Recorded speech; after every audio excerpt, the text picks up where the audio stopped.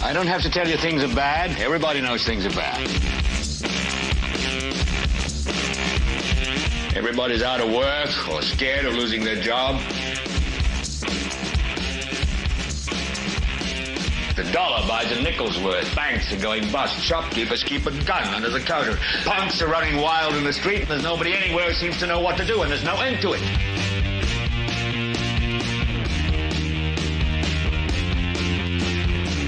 The air is unfit to breathe, and our food is unfit to eat. And we sit watching our TVs while some local newscaster tells us that today we had 15 homicides and 63 violent crimes, as if that's the way it's supposed to be. We know things are bad, worse than bad. It's like everything everywhere is going crazy, so we don't go out anymore.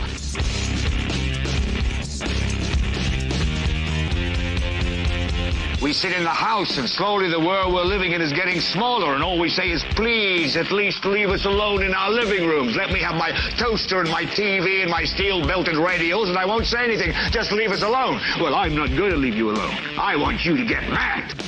I don't want you to protest. I don't want you to riot. I don't want you to write to your congressman, because I wouldn't know what to tell you to write. I don't know what to do about the depression and the inflation and the Russians and the crime in the street. All I know is that first, you've got to get mad.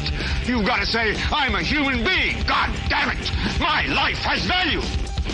So, I want you to get up now. I want all of you to get up out of your chairs.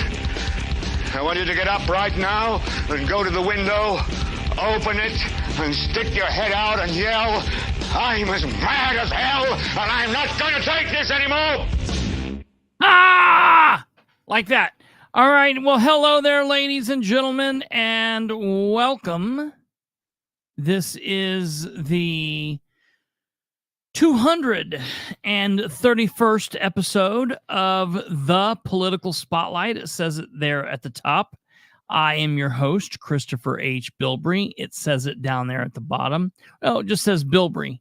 I dropped the Kristopher H. So we're just a little less formal around here now. So yeah, you can just call me Bilbrey. That works. Everybody else does.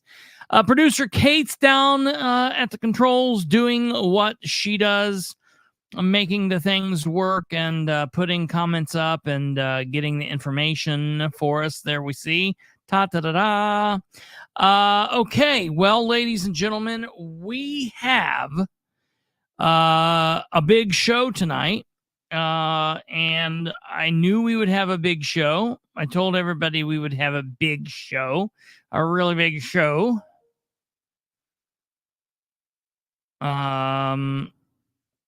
My grandparents have just checked in and said, hello, everyone. Literally just, oh, wait a minute. I literally just text two people. I don't know what I did. Oh, yeah, nope, I text. Yeah, yep, that's my grandparents. Yep, literally just text. Says, look. I got to get it sideways so you can see the text. Man, it's not going to actually let you see it because it's grayed out. What in the world?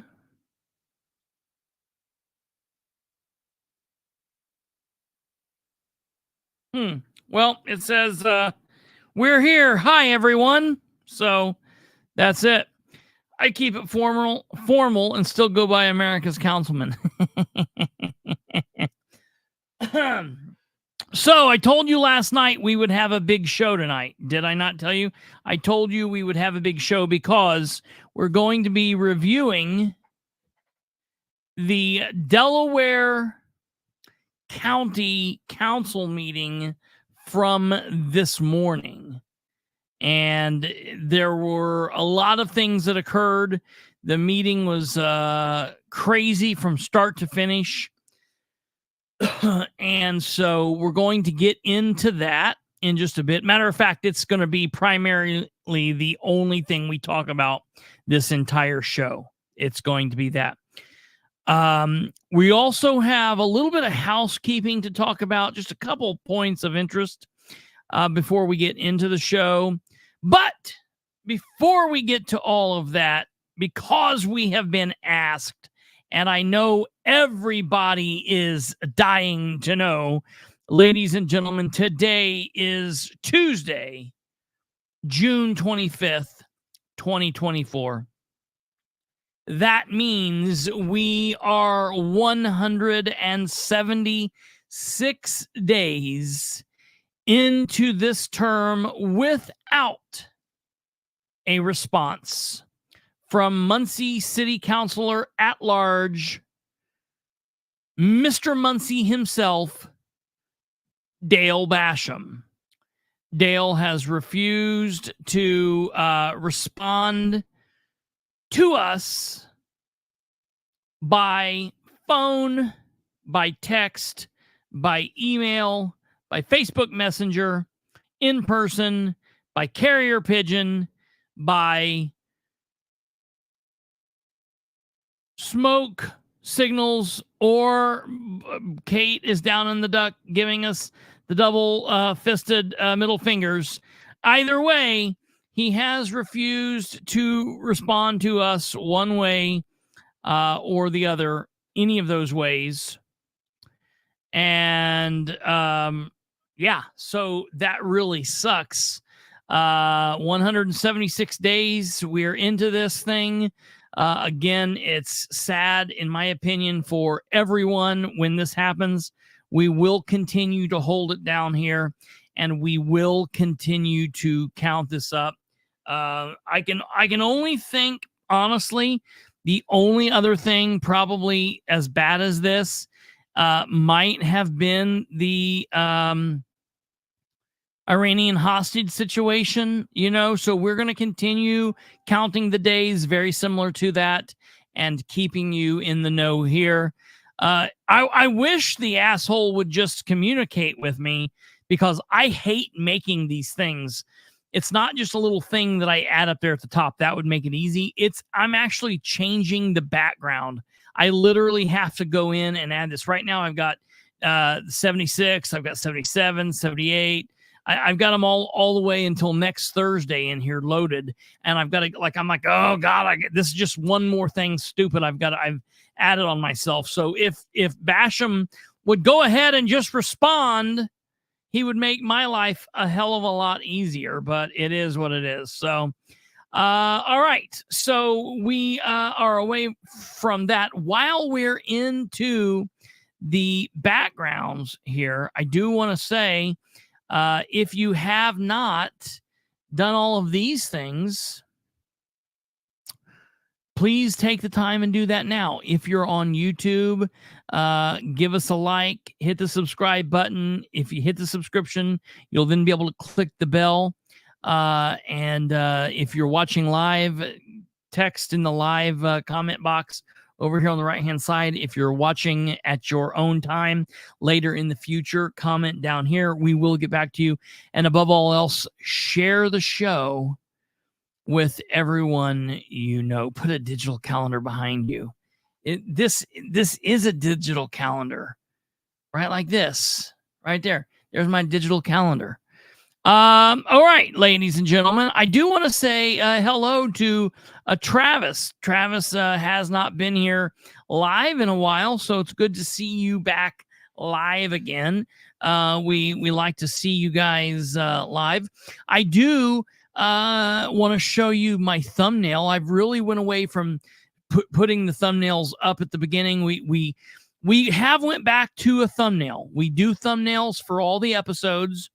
Matter of fact, I'm also going back and I'm putting thumbnails on all of the ones that we missed, which is another added bit of work, but that's eventually we will be done with that.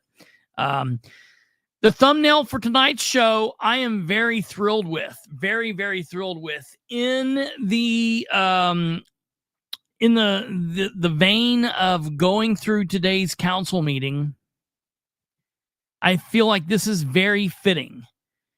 For the 231st episode, this is our thumbnail. Welcome to the greatest show on earth. Jessica Piper and her Delaware County councilors. ... And oh yeah, Ryan too. So if you watched the meeting today, or if you are waiting till tonight's review to watch the meeting, you will see it's basically the Jessica show. Now, they all were engaged, and it was kind of a rough and tough beat 'em up fight, hold the ground from Ryan's point of view on a lot of things today. But you can tell who is running the show, and it really just blows my mind. This girl is in a fairy tale world. Clearly, we can tell here. I feel like she thinks this is her, and for all of those, that is Counselor Piper. The other counselors make up the people in the penguin costumes and everybody else behind her. So I think that's how she gets up every day, living life. The bird. I thought for sure that the penguin was Dale Basham with that cute little bow tie. I think it is. Yeah, that's funny. So I was happy with that, but no. So yeah, that's that. Okay, really quickly before we get into the council meeting and get into the meat of the show, I do have to give you guys a little bit of kind of future show information. Number one, I saw Catherine, Dr. K, Dr. C, whichever name or initial you like to use. Catherine Callahan, our friend from Madison County. I saw her and her cohorts getting gavelled down once again in the Madison County Council meeting just a few hours ago. So we are going to have her back on here to discuss what's going on over there. It's been a minute since I've had Catherine on with me talking about what's going on and what's going on in Madison County. It's been about 2 months, honestly. There for a minute, we were having her on once a week at least, or once every couple of weeks, but we've went a minute. So we are going to schedule a time coming up to have her on to talk about what's going on over there, yada, yada, yada, because like I said, she's back at it. She was over there. She's never stopped, but I tuned in literally right in time. I tuned in for them to gavel Catherine down and for them to kick somebody out of the room that was with her. I'm like, no, don't leave. Make them drag you out. But so yeah, that was chaos. So we will be talking about that in the near future. I thought about maybe having her come on tonight, but we've got too much Delaware County to talk about. And then that will leave us tomorrow. And I've kind of got something planned for tomorrow. And then Thursday, here's the last bit of housekeeping information. Thursday, ladies and gentlemen, is the big one and only presidential debate. Now, we've been talking about, and I'm dropping this information on producer Kate. She's not even heard the information I'm getting ready to tell her. So I'm dropping it on all of you at once. We were planning, we have been planning. The plan was and has been to go live and to live stream the debate and to do some commentary during, listen, fact check, hear kind of what's going on, laugh, joke, make fun of, and then, do some commentary afterwards.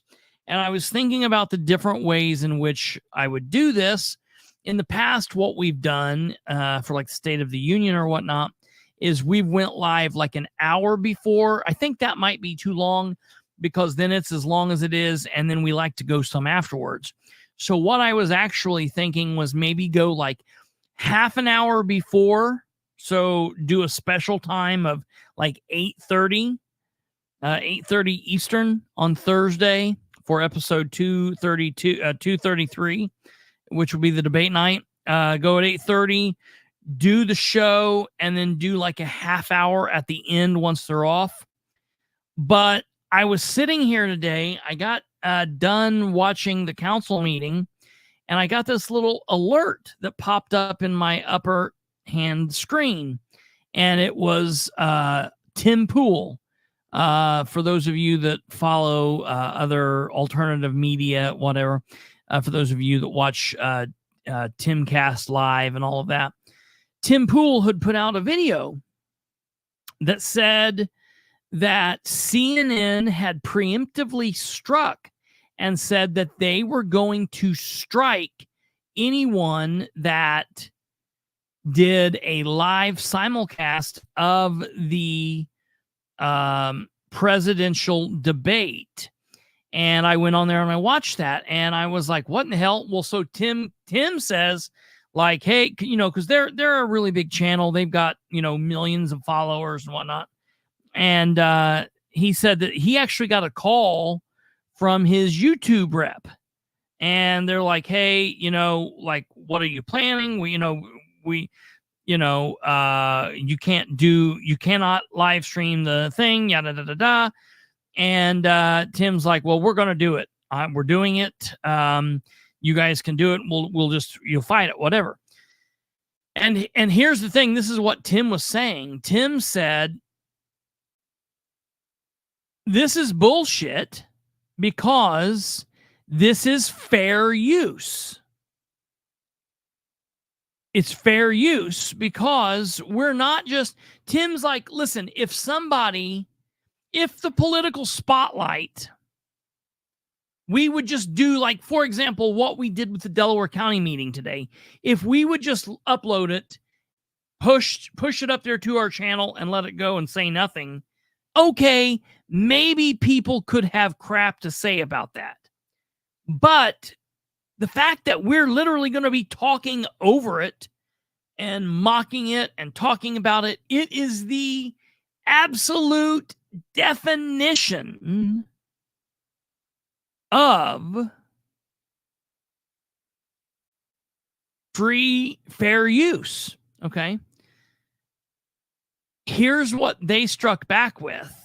This is not being put on by the Presidential Commission on Debates.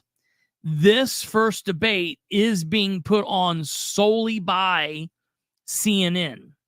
So CNN owns everything to it. And so they are going to struggle this. And what they were saying is basically they don't want people to be able to fact check in real time. They don't want people to be able to share this. They don't want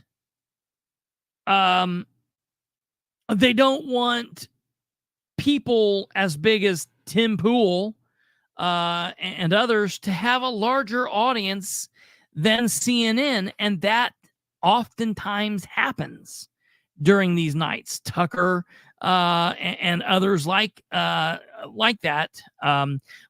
Us one of these days, you know what I mean? So that's happening. So I watched this, and Tim said, "Yeah, we're going to go ahead and do it, and we're gonna run it." And I think that's just the way. And everyone else out there, bigger, smaller channels, need to do the same thing. And I'm minding my own business. I actually talked to somebody about that earlier, and lo and behold, I get a little ping in my email account, and it tells me the same thing, basically just talking about election integrity and, and going over that. And so I'm thinking that they're going down basically anyone that puts out political material, because we tag all of our videos as news and political commentary. So I'm sure that they're doing this, and I'm sure that they are going to send out a copyright strike. Now, what I will tell everybody about that is at the end, I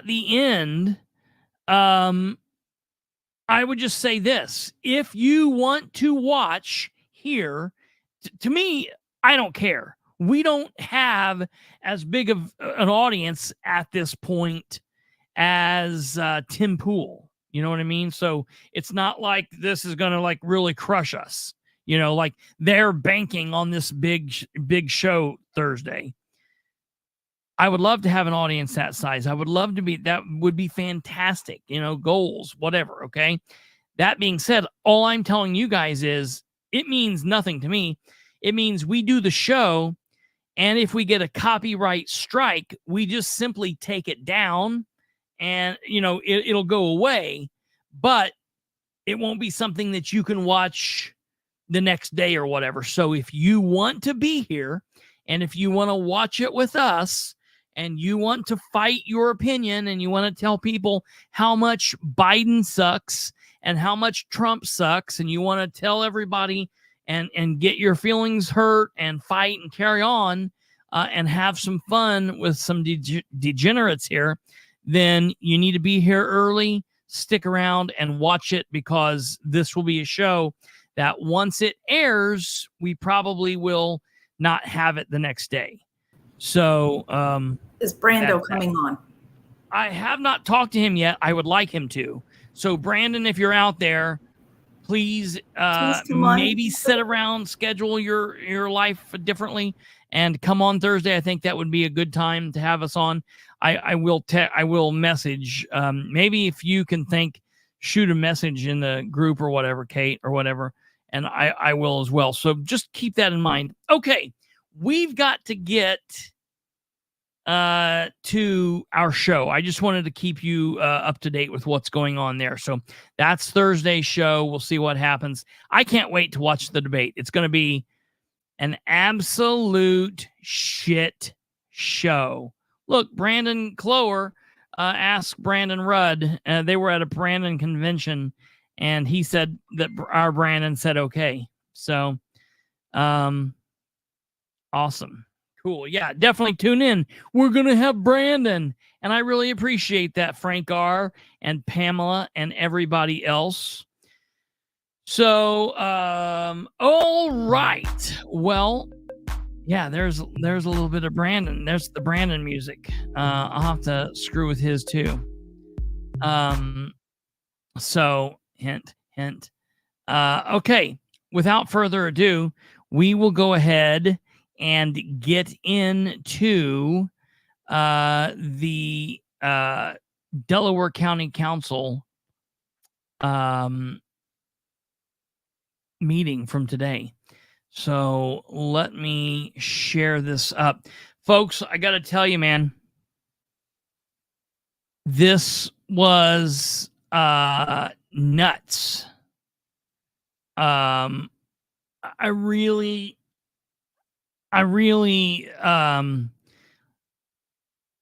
was shocked, honestly, about a lot of things that were happening. What is going on here? I hate this new. Have any of you noticed that YouTube has changed its layout? It really screws with me. All right. My neurosis aside, let's go ahead and start.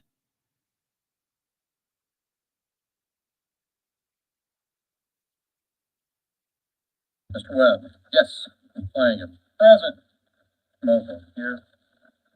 Mr. Hughes, here. Mr. Whitehead, present. Stance, here.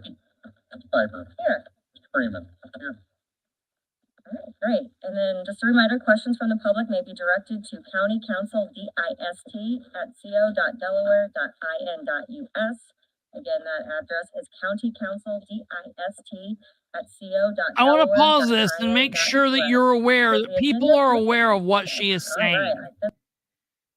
At the beginning of these meetings, they always tell people that they can send questions or comments to an email address that they will check towards the end of the meeting and ask those questions. And that email is County Council Dist. So stupid. Make a full email account. I hate when people do that. So instead of saying district or district 1 or district 2 or whatever, it's county council dist, D-I-S-T. So county council dist, D-I-S-T, at co.delaware.in.us. So you can send your questions there. But for those of you that may not have known what he was talking about, I want to bring this back and let you see what Counselor Webb had to say. In future meetings, if Chris live streams our council meetings for the next 6 meetings, which I will do. I wasn't being an asshole, Ryan, when I'm saying that. Just letting people know, like, it's a finite number, but I will do it. In the future meetings, if Chris live streams our council meetings, he will keep his phone open during the meetings and will follow along with comments to ask questions live. Hopefully it's helpful. That is a very good thing. I know there used to be city councilors from the old Muncie City Council that would do the same thing. So that is a good thing. And it's not like all questions can be asked, and it's not like maybe we might ask questions that once a time has moved on, but it is a good thing to have that option. So that's that. So I just wanted to bring that to your attention as we go. And don't tell her yellow's not her color. She is the highlighter queen. This time I'll entertain the approval of the agenda. So moved. Second. Motion by Dan, second. Approval of the agenda, man. See, this is how this is going to be. Approval of the agenda. I want to bitch here a moment. And in fairness, Ryan gets some of my ire on this because I looked at his account last night and he also had not posted it anywhere. Now, I am going to let him pass a little bit because 90% of the time, 95% of the time, he does have it posted. So, like, people are going to slip. I understand it. But there are 7 other council members, or 6 other council members. The point is, last night when we got off the live, I was making our live stream for today at 9 a.m. this morning, and I always like to put the actual agenda in the description. And I was going around and I couldn't find it anywhere. And it's ludicrous. It's extremely frustrating that the night before a council meeting, that the agenda is nowhere to be found. It's not posted on the county's official website. It's not posted on the county's official social media page. It's not posted on any official or unofficial Facebook pages. None of the 7 counselors have taken the time to share it anywhere that I could find.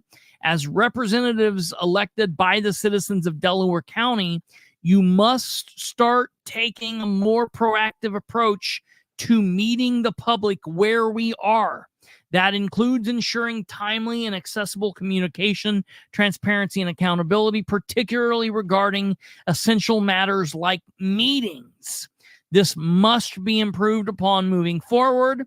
And then I tagged Jessica Piper, Matt Kantz, Daniel Flanagan, William Hughes, James Mokel, Eugene Whitehead, and Ryan Webb for those who want to watch the meeting. And I shared it down there, yada, yada, yada. Now, in all fairness, first of all, Ryan did comment back. And he said, I usually post it 48 hours before the meeting, and it slipped past me this time. I did post it this morning on my Ryan Webb American Councilman page. He posted that. That's good to know. And I know that he does, and I know that things happen. The bottom line is Mr. Whitehead, Mr. Mokel, Mr. Hughes, Mr. Flanagan, Mr. Kantz, Miss Piper, where the hell are you?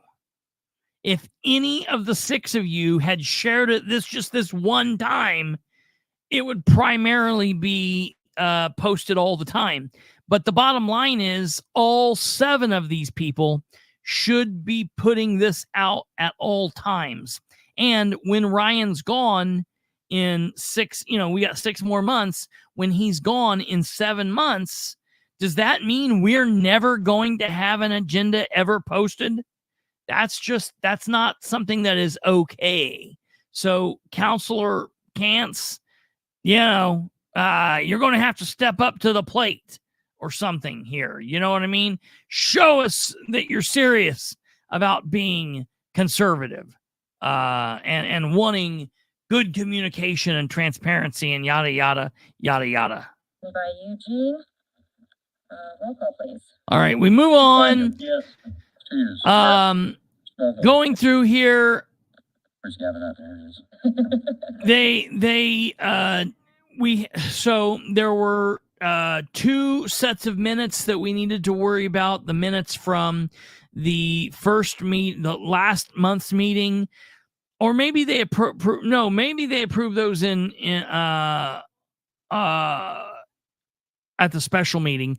But the point is, we had a special meeting of the council back on the 11th, and they did not have those ready yet. And I'm not particularly bent out of shape about that, but it just goes to show you the difference of having Denise Smith there and not having Denise Smith in the auditor's office. But they did not have those minutes. My apologies. I got your report a little bit late. Not your fault, my fault. I don't know if you explained that in there. So could you just tell me real quick what supplies that you're having to get that are extra? Contractual services that you don't have to pay no more. So what we did is we are moving money out of our contractual services, out of autopsies. Okay, and then here basically because we had extra money left over in 2023 for supplies. We purchased those supplies either through billing, having them invoice us, or putting on the credit card. There was an issue in December with the credit card, so we couldn't put it on the credit card, and the bill came in January. We tried to accrue those in the encumbrance, and those got missed, and it was outside of the encumbrance date. And so we had supplies that came in that were from 2023. Those invoices. I think that's Henry County you're talking about. So we're moving money out of contractual services into operations to cover those. And those were being, we had computers, we had jackets, we have new uniforms that had been purchased in 2 coroners. There's a whole entire wall of supplies and PPE and stuff that we can show you. So that's what you think your money for autopsies will get you through the rest of the year? Yes. Last year you had to keep coming back and asking for more. Last year we did not have to come back for any autopsies. I can hear it. I hate it. We're projected to have around 470 to 500 cases this year. We're at 234 in the report that shows. So we are trending lower than what we were budgeted. Thank you. Any other questions? Any additional? That's it for me. All right. Roll call, please. Here. Ms. Flanagan. Yes. Mr. Hughes. Yes. Mr. Cantz. Yes. Local. Yes. Mr. Webb. Yes. Go ahead. Yes. Ms. Piper. Yes. All right, moving on. Okay, on to other. We have opioid grant 8199. Michael Goodwin. And we have 231 incentives, negative 5,400. 400 kiosks, positive 5,400 for a total transfer of 0. Make the motion to approve. Second. Motion by Ryan, second by Dan. This is a grant. That should cover the rest of the year. Do you have any additional questions? Hearing none, roll call, please. Mr. Flanagan. Yes. Mr. Hughes. Yes. Mr. Cantz. Yes. Mr. Local. Yes. Mr. Webb. Yes. Mr. Wyatt. Yes. Ms. Piper. Yes. All right, now to the next one. Okay, we have Delaware County Fair and Expo 4911, 390, capital outlays, negative 1,200. I'm sorry, that was other services and charges. Webb, is there anything particularly important about these next? I can't recall if there's anything. Okay, that's what I thought, that it started with Spangler. Okay, we'll move along. For anybody that wants to watch this, we have live streamed this. We have live streamed this, and you can watch this on our page. I will put, matter of fact, I have put already the link to that full messed with audio, the whole full clip of the council meeting in the description of this episode. You can find it there. And these things are important, folks, but it's kind of in the weeds stuff. The action's going to start here with Rick Spangler. That's where we'll start. Kind of thought so. Yes. Start with your explanation, please, Mr. The Clerks Association asked the legislature to help us out a little bit with the amount of work that we do on general election years. When the clerk's office is a busy office anyway, and we knew that when we come in, but especially in general election years where we have to, for one thing, hire and train 250 sometimes senior citizens to get them to work in a situation for 16 hours in one day and not make any mistakes and get all the logistics of the equipment delivered and set up and brought back and put away. And so, general election years are just a special monster. So the legislature saw fit to make this available. It's not mandatory, it's available for a $2,500 stipend for the clerk. And I think the Auditors Association did the same thing for the auditor. That's why we're both on here. But that's, that the clerk part of it is just for the excessive amount of work that we have in the general election year. It's not an every year thing, just 2 out of 4. So it's only for the presidential, like the county general and the presidential. Yeah, there's two general elections in a 4-year cycle. So it doesn't include. That's why they didn't include it in the salary to make it a stipend, because there'd be a couple of years it wouldn't be in there. Right, next year there's no election, so it doesn't count when you run the city election either. Right, city elections are big, but they're not that big. Okay, so biannually. Right. And so to be clear, is it the discretion of the council to do this? It's not a requirement. That's true. It comes out of the general fund.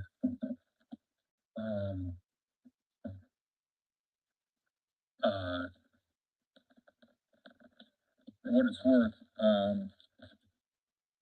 I think both of these, I'll speak for myself, kind of caught me a little bit off guard.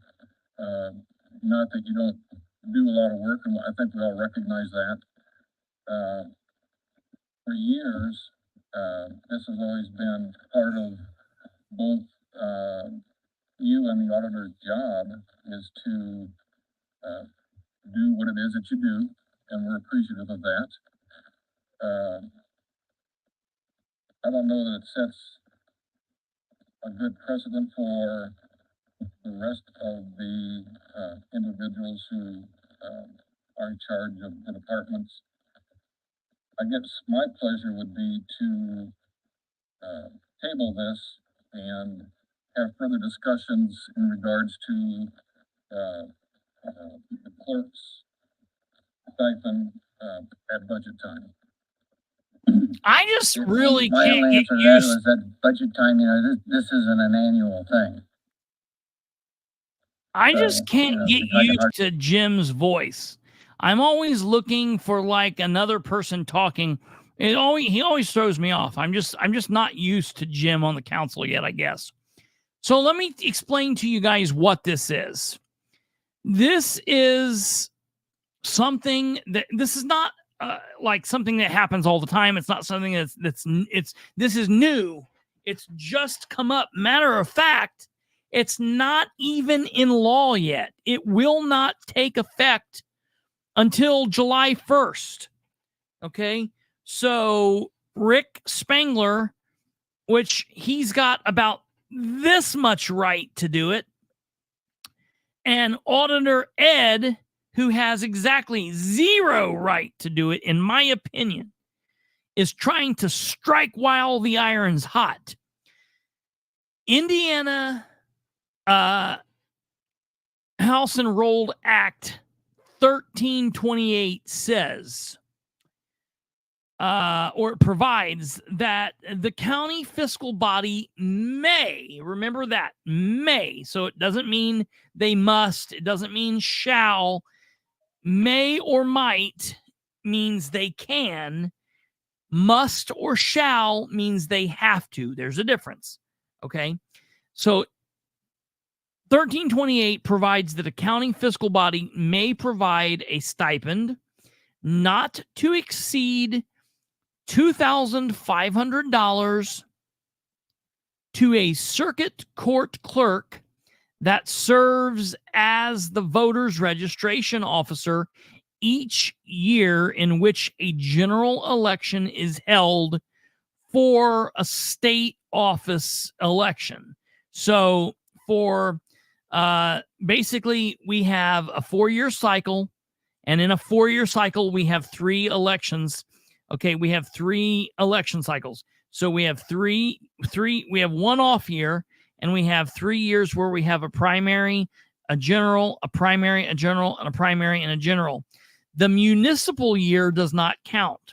So we have 2 other elections in which they can do this when there are state offices. It's for everyone, state and county.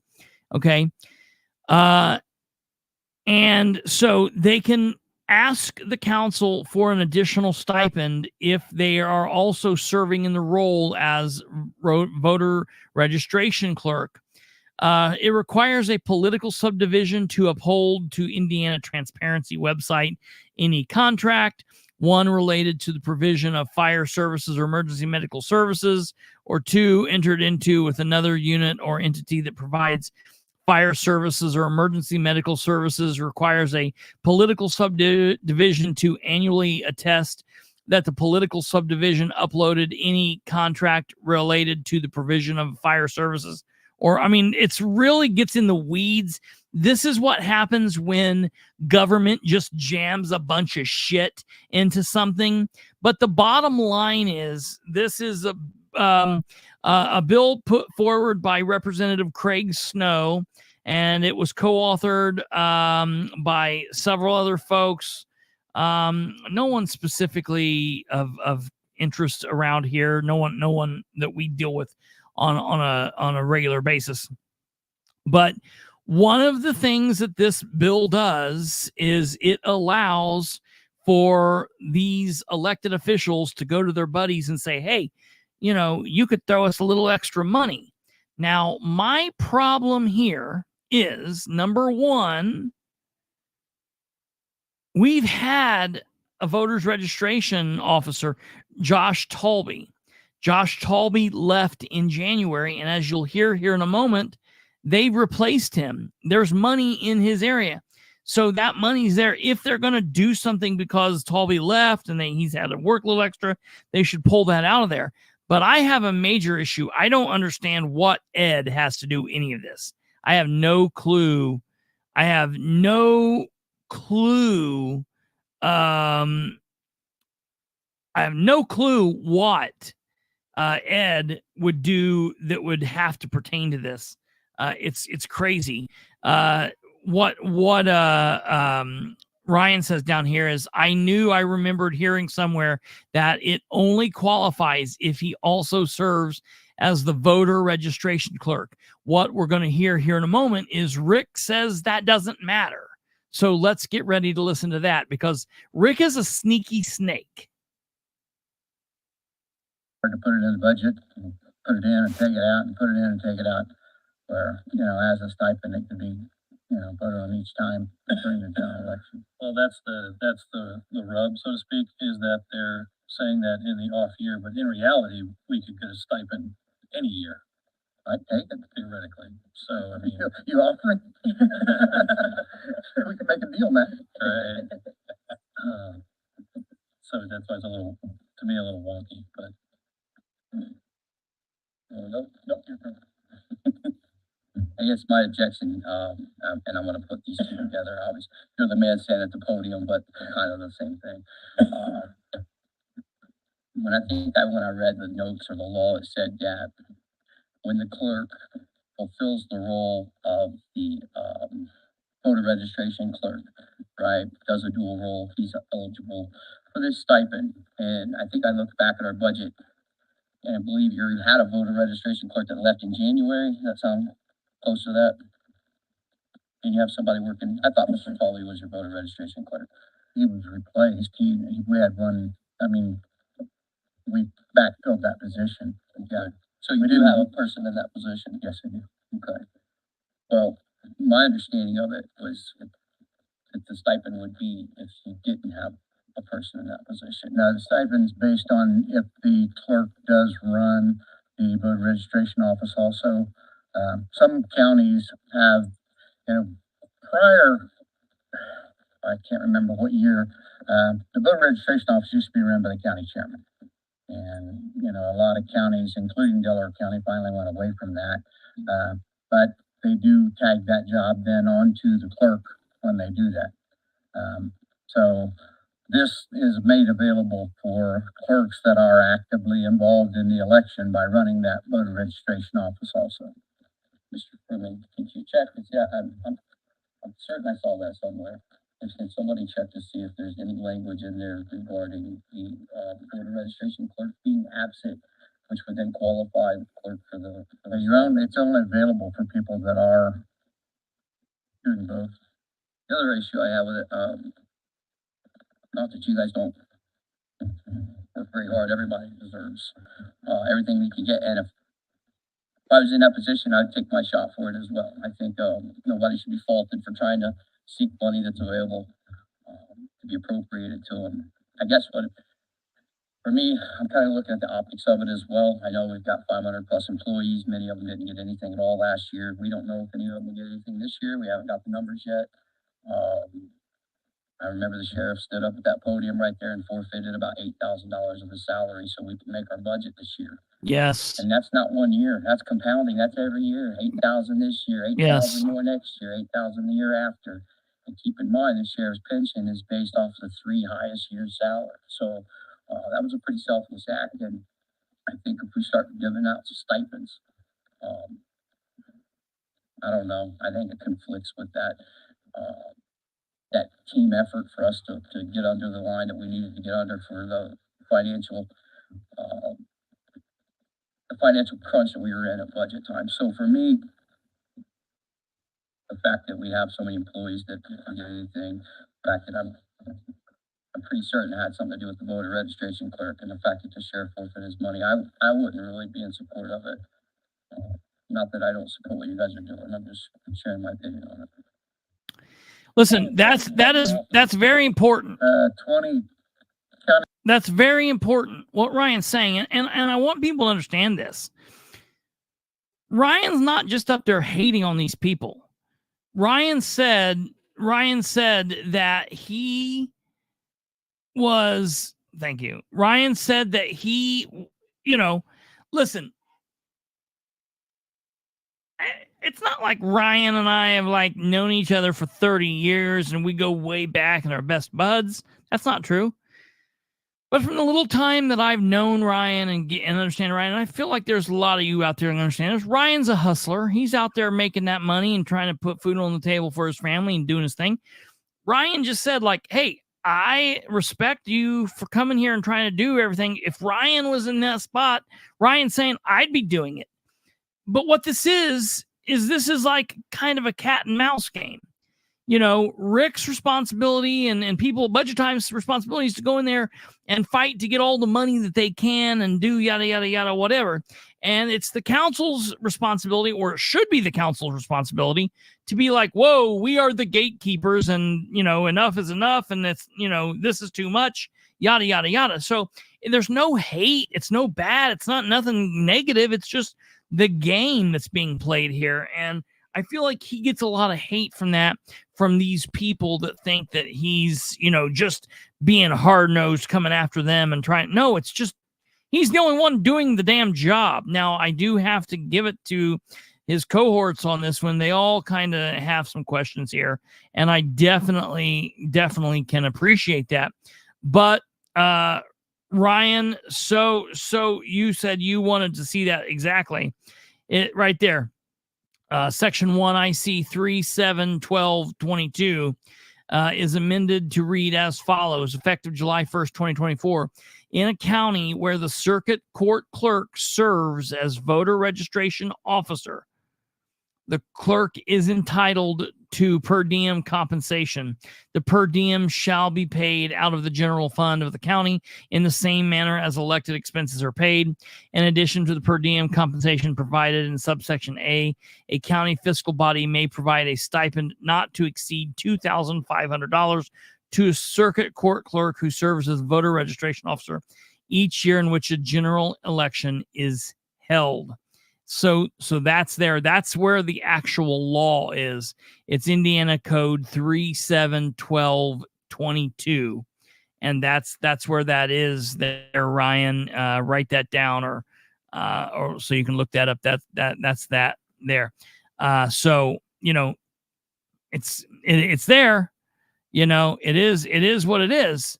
But I'm just saying, the law is as it rolls there. It is a may. It's not something that has to happen. The voter registration and clerk's office. And I have to say, for one, I have not been happy with how the clerk has ran the elections. Basically, any election that he's ran being in office, he's turned the filing period, the challenge period, the election board period into a circus each and every time we've had an election under his watch. That's 23. So 2,500 will be spent on the 23 people. No, it goes into the clerk's salary. Into the clerk's salary. Yeah.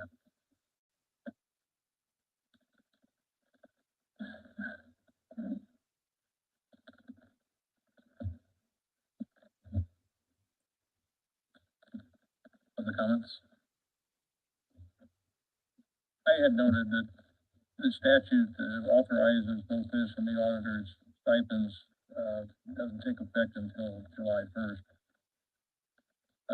Had contacted the State Board of Accounts. They said they wouldn't take exception if we approved an additional appropriation prior to July 1st. But then they also said that you'd have to go back and amend the salary ordinance after July 1st in order to meet their requirements. It doesn't make sense to me that we would appropriate prior to the time the statute took effect. So, and I think maybe piggybacking on what Mr. Mokel said, I'm going to move to table this one. Second. And we have a motion to table from Bill with a second from Eugene. A roll call on the motion to table. Ms. Blanken. Yes. Ms. Hughes. Yes. Hance. Yes. Mokel. Yes. Ms. Webb. Yes. Ms. Wyatt. Yes. Ms. Piper. Yes. Okay, Thank you. thank you. So, ladies and gentlemen, we just witnessed kind of a first. This is like a major celebratory thing for Delaware County citizens. That action right there just made like Delaware County history, at least recent history. Someone came to the podium asking for money for himself and the auditor. $5,000, $25 to Rick, which, as Kate said, it doesn't even have to be $2,500. It doesn't have to be $2,500. He could ask for $1,500. It's just up to $2,500. So they're asking for the most. So he comes and he asks for $2,500. And Ed is the one that was sending out a bunch of emails trying to get this going. So they're wanting their $5,000, $2,500 a piece. And the council unanimously 7-0 voted to table it. They've never done that. They normally just say yes to everything. Always, forever, always and forever. Boom. This is the first time that they voted to table this. Now, I strongly suspect that they're only voting to table it until July. When July rolls around, it will be voted on, and it will probably go through, maybe 7-0, maybe 6-1, maybe 5-2, something like that. It will go through eventually. It will go through, I would assume, in July once it goes through. The main reason it was tabled is simply because it's not in effect until July 1st, which is what Councilor Hughes was just stating there. Now, as we see here, Rick sets down. Tweety Bird said something about Webb being corrected. Are you talking? Did I miss it there, or were you not talking about this specific? Were you not talking about this specific issue? Auditor 126, 135 stipend, positive $2,500, total $2,500. Make the motion to approve. Second. Motion by Ryan, second by Dan. Do we need additional discussion on this one as well? Move the table. Second. Motion to table by Bill, second by Ryan. Roll call on the table. Mr. Flanagan. Yes. Mr. Hughes. Yes. Mr. Cantz. Yes. Mr. Stokel. Yes. Mr. Webb. Yes. Wyatt. Yes. Ms. Piper. Yes. All right, thank you. Okay, under other, we have motor vehicle highway distribution 1176. Okay, we're back to this. Let me. Software, positive 9,756, total 9,756. Make the motion to approve. Oh, second. Motion by Ryan, second by Dan.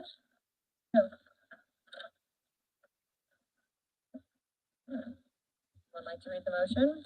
Motion to approve financial transfers and to amend salary ordinance with like reductions. Second. Motion by Eugene, second by Dan. Roll call, please.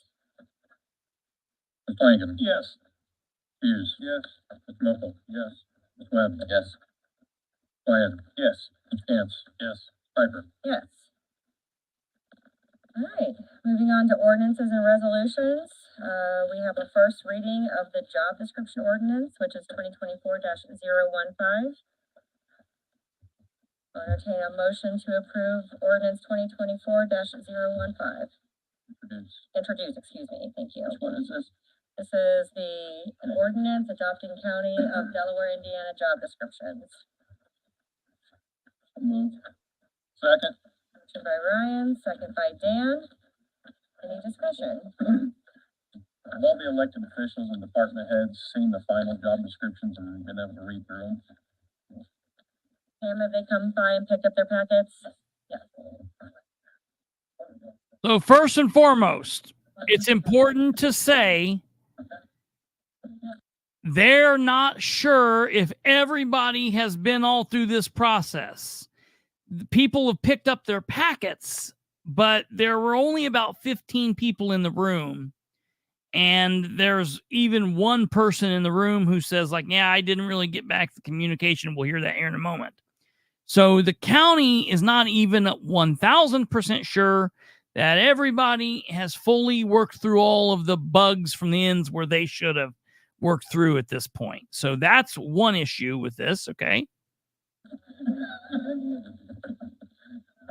Well, that raises the question, how many who aren't sitting in this Well, room? I mean, haven't Pam, had you want it? to come to the microphone so we can out to people that have not picked up their packets.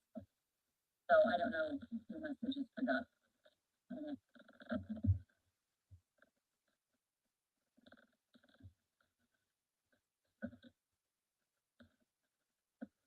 No.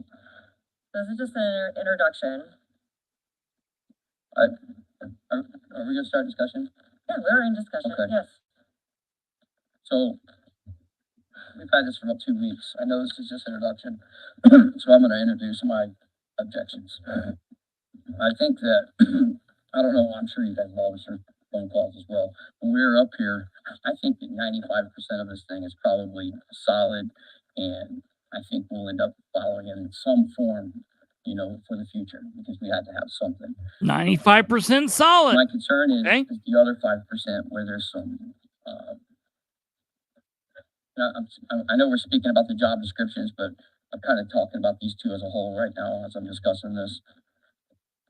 I had a We're couple, only discussing the job descriptions and the job classification and maintenance plan today. Sure. We're not talking about the The salaries money. themselves. right, it's not just the money, just classifications Correct. and the descriptions of the jobs. Correct. So I had a couple employees reach out, different ones. I didn't catch it when we were going over the stuff. You know, they obviously caught it because it involved them. And they reached out and shared their concerns and pointed out some things that kind of concerned me as well, with some of the classifications of different employees in different tiers, the descriptions of certain jobs. I know some people were frustrated that, you know, their salary or hourly, now it's going to put them in a salary and that can affect when we do get to the money portion, a good portion of what they earn. Another individual pointed out the fact that the study did not take into consideration the state money that was that was being involved in their budget, and the fact that their budget was getting ready to dramatically increase, pretty much double. Same thing with employees, and they would be locked into this tier with these other employees at this whatever rate we decide. They're in that tier with those people. Oh, wow. And I'll just throw off one of the other ones. I'm going to use this as an example for this classification system and job description. At one point, I believe the highway department director, the court administrator, 911 director, and a couple others were all in the same tier. And when they're all in the same tier like that, the young lady stood up and told us a couple weeks ago that we have to treat them all as equals. You can't deviate from one that you give to the other. And we all stood up here last year and the judges ordered us to increase a certain individual's salary. And the council, you know, there's a negotiation, if you will, and the salary was increased. If we have another situation like that and we get ordered again, this person's in these tiers with all these other employees, we would then have to either raise all their salaries or put ourselves in litigation again with these people by not raising their salaries, because then they could then come to us and say, well, you raised their salary, now you have to raise ours, we're in the same. Can I interrupt you? Please. I don't think that's accurate. So the baseline that's being developed by these classification groupings is just that, it's a baseline for new hires at that position. So if the health department administrator left or somebody in the highway department left, the base salary has been set at X dollars. That's not what she said though. She indicated when we were in this meeting, everyone in that classification will be set at that base salary. That rate, hourly rate. Well, moving forward, those people on those salaries. if Well, something I changes was with I one, it was has to I change was with all. thinking that you might this is what you That's she thought. said. I was thinking that this is what She you said if we don't do that, we're gonna open ourselves to litigation. No, because if you start. Hold on one developing second. a Let's take years this of back just a service, second here. Increase, you develop some other performance-based increase, all these other employees, we would then have to. Okay, I want you to listen one more time to what Ryan says here. I want you to listen to this, and then I'm going to show you a quick little video, and we'll see. We'll watch, and we'll decide as a community which one of these gentlemen is right, Matt or Ryan. Either raise all their salaries or put ourselves in litigation again with these people by not raising their salaries, because then they could then come to us and say, well, you raised their salary, now you have to raise ours, we're in the same. Can I interrupt you? Please. I don't think that's accurate. So the baseline that's being developed by these classification groupings is just that, it's a baseline for new hires at that position. So if the health department administrator left or somebody in the highway department left, the base salary has been set at X dollars. That's not what she said though. That's not what she said. She indicated when we were in this meeting, everyone in that classification will be set at that base salary. That rate, hourly rate. Well, moving forward, those people on those salaries, if something changes with one, it has to change with all of them. No. That's what she said. I asked specifically, and she said if we don't do that, we're gonna open ourselves to litigation. No, because if you start developing a years of service increase, you develop some other performance-based increase, all those things may differentiate that group of people. So there's gonna be people with different salaries in that block. I mean, in most cases, I would say, actually. So, But again, setting we're the not talking baseline. salaries with this ordinance. I understand that. Well, my argument is that when we agreed to the classifications and we agreed to the descriptions, we locked those employees into those tiers. So when we do talk salaries, they're going to be affected by that, right? And my concern is, I don't understand the rush to do this. I don't know why we can't just. All right, we're going to come back to the rush and get into all of that here in a minute, talking about the rush. Okay. Right here's what we're talking about. Bottom line, did the woman say what Ryan is saying, or did she not say that? And is Matt and Piper right?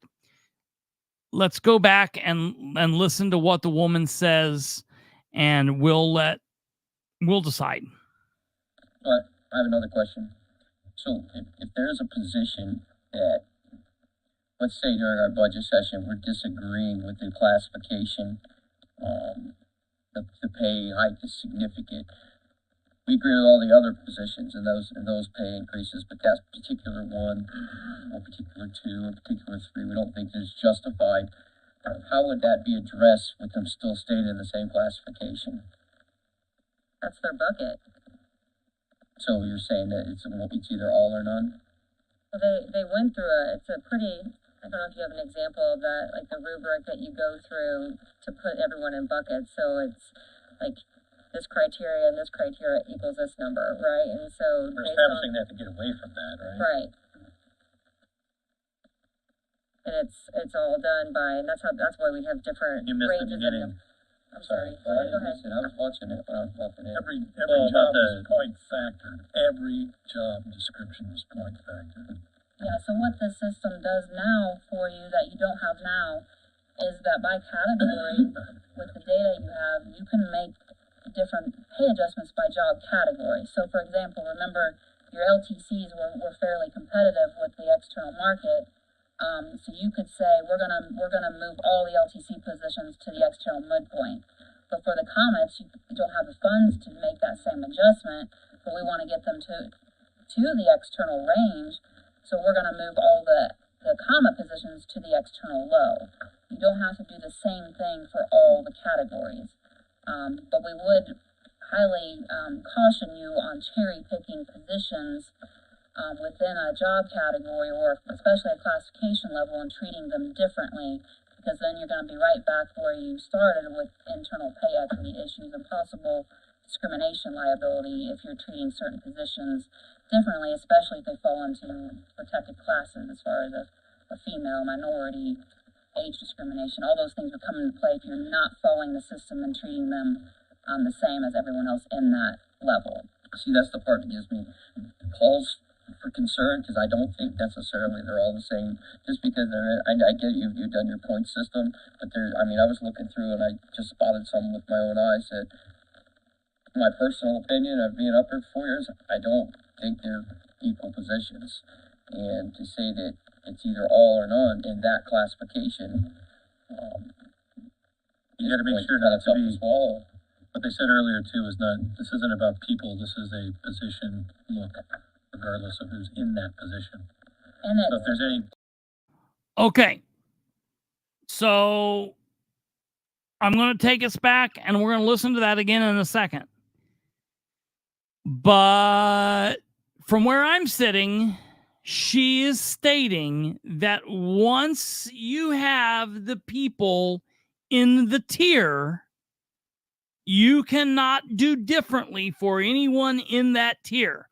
So let's say Delaware County has 20 tiers. You can do differently for between tier 1 and tier 13. You can pay them differently. You can pay tier 2 and tier 5 differently, and you could pay all 20 differently.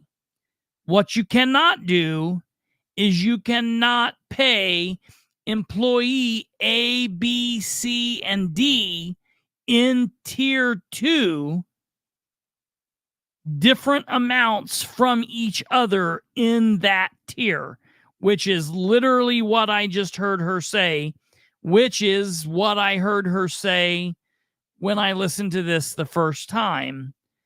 And I'm just want to double check.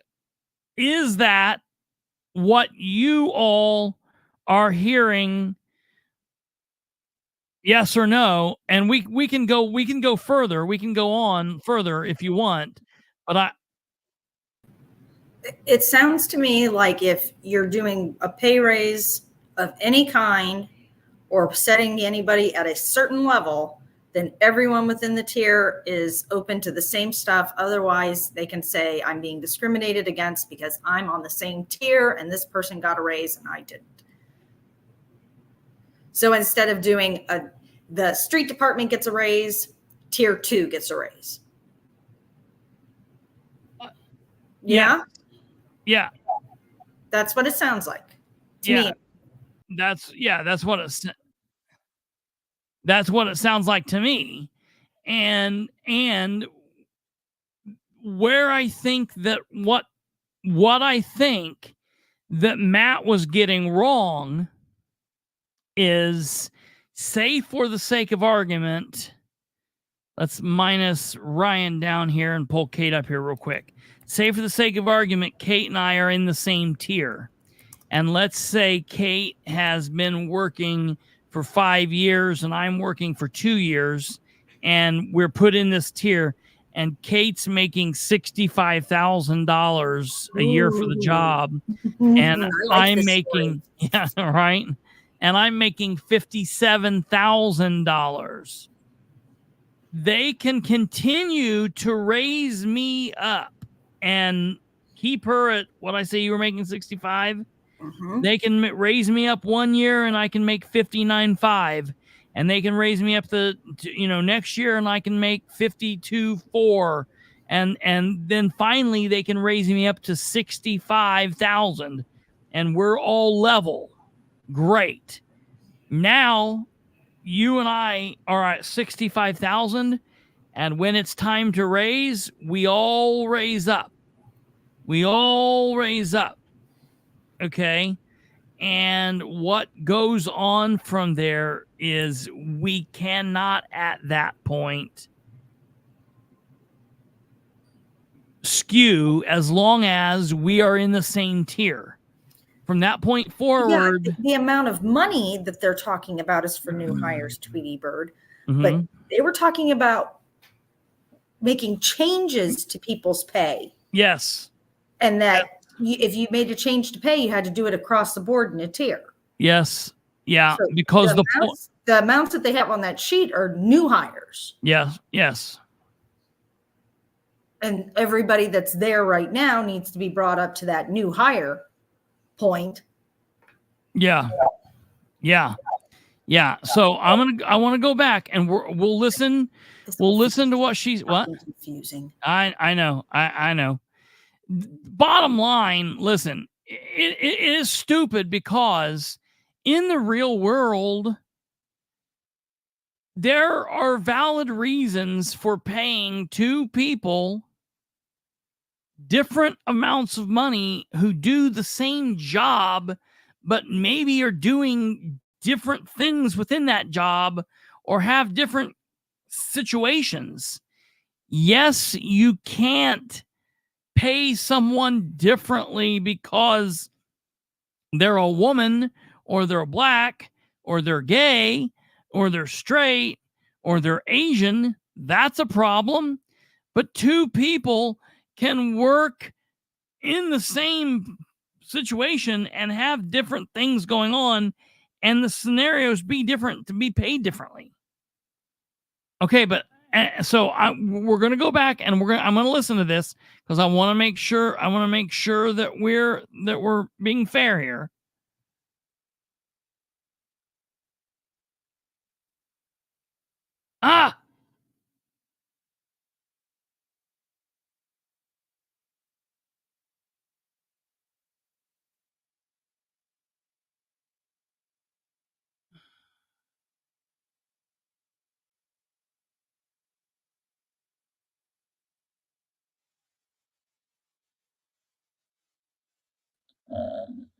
the pay hike is significant.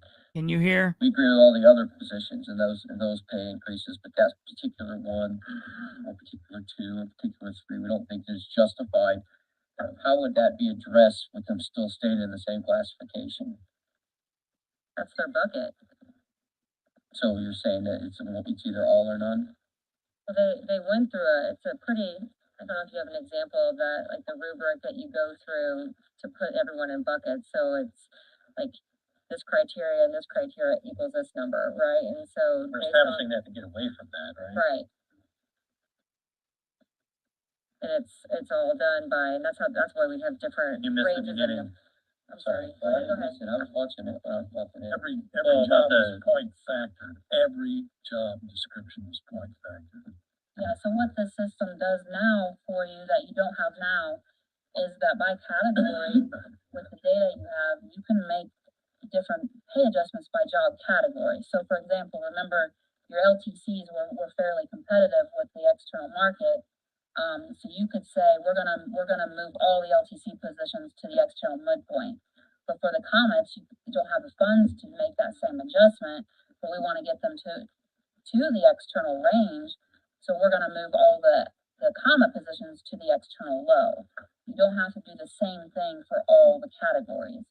But we would highly caution you on cherry picking positions within a job category or especially a classification level and treating them differently, because then you're going to be right back where you started with internal pay equity issues and possible discrimination liability if you're treating certain positions differently, especially if they fall into protected classes as far as a female, minority, age discrimination. All those things would come into play if you're not following the system and treating them the same as everyone else in that level. See, that's the part that gives me pause for concern, because I don't think necessarily they're all the same. Just because I get you've done your point system, but I was looking through. Have a good night, Alva. Spotted some with my own eyes. That, my personal opinion of being up here for 4 years, I don't think they're equal positions, and to say that it's either all or none in that classification, You gotta make sure not not to be, swallow. what they said earlier too is this isn't about people, this is a position look, regardless of who's in that position. And So if there's any, Fully aware of that. she just associated with that. And we're not saying That they're comes into exactly play. equal, but they're similar. And so a lot of those ranges, there may be a 100 point range. So they're not all factored exactly the same, but they all got there using the same methodology, and they're similar enough that they should be paid in a similar fashion is what our recommendation is. I mean, you said that their position is not based off of people, but what she just said was related to people. Age discrimination, sexism, those things. Those are people discriminations, not position discrimination. Well, no, if you So we can implement, say it's based off of the position, but the second that we make a move on it, then the opposition is gonna say it's based off the person. once it's implemented, you're implementing it as a standard. Once that standard is implemented, then you have to treat them equally. That's, That's if you choose not to implement it, then you can avoid that by not having it. Yeah, that was my question. My question was, does it tie us in to having to treat all those positions in that classification Yeah. equally? Yeah. And she answered yes. Put it another way, Ryan, failure to adopt the pay scales based on that point system does not absolve you from the potential liability of a discrimination suit. So you're not tying your hands in order to be free of that potential liability. That liability remains either way. It's just, I think if you then start cherry picking positions within those pay scales, you've There, greatly increased your the potential attorney just liability. said it. But the liability is there regardless, depending on the individuals in those positions and whatever the facts on the ground. The attorney just said it. That's a good explanation. I just think it limits our You ability as a cannot council cherry to pick determine the set pay in rate position the of those tier. facts, and I get it. The point is to make Literally it just said it. and No not one structure. stopped him. I'm just pointing out the obvious, and that's a significant difference in what we've done before. But I have another question. So if there's a position that, let's say during our budget session, we're disagreeing with the classification, System does not absolve failure to adopt point point system does not absolve you from the potential liability of a discrimination suit. So you're not tying your hands in order to be free of that potential liability. That liability remains either way. It's just, I think if you then start cherry picking positions within those pay scales, you've greatly increased your potential liability, but the liability is there regardless, depending on. Ding, ding, ding, ding, ding, ding, ding. That, my friends, I think is a problem for what Mr. Kantz was then arguing in today's meeting, which we can see here.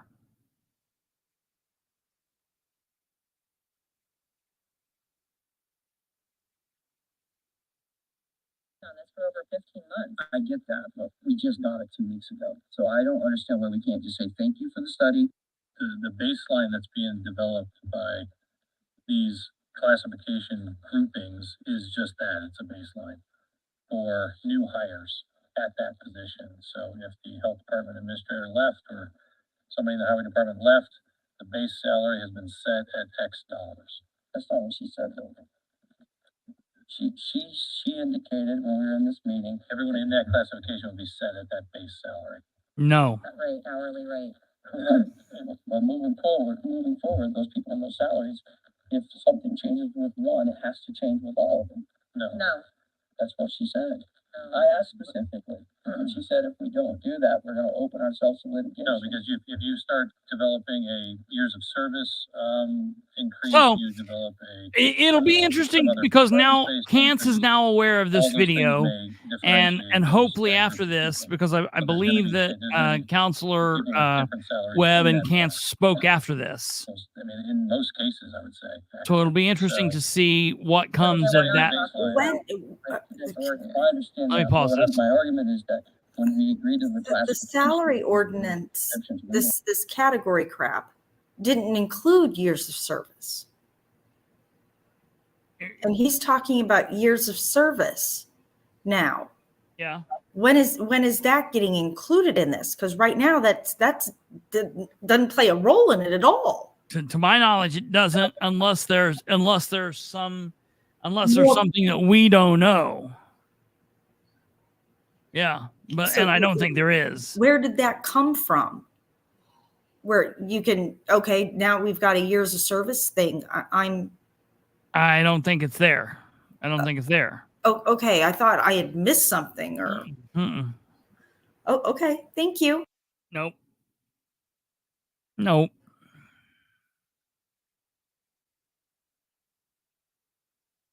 Now we get to my next issue with it. lock those employees into those tiers. So when we do talk salaries, they're going to be affected by that, right? And my concern is, I don't understand the rush to do this. I don't know why we can't just. We've been working on this for over 15 months. I get that, but we just got it 2 weeks ago. Wait. So I don't understand why we Okay, can't just say hold on. Thank you for the study, and then use Because it's on a different video. So, okay, right now we're in today's meeting. So you want me to back up to so all right, give me 1 second.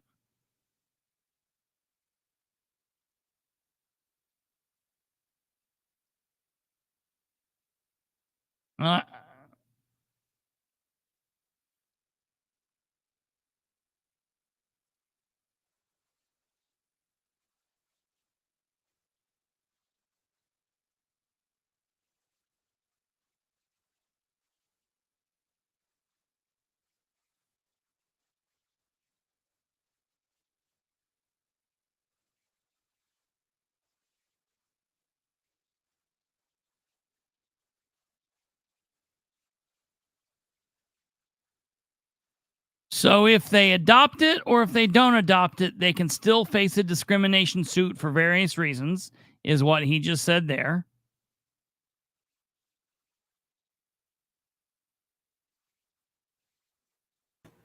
Tweety said you don't have to. What? Tweety said you don't have to. I don't have to. Oh, no. I don't have a problem too. No, I was saying, no. It wasn't. It's not a problem. I just wanted to let you know. It just was going to take a second. Okay, so here we go.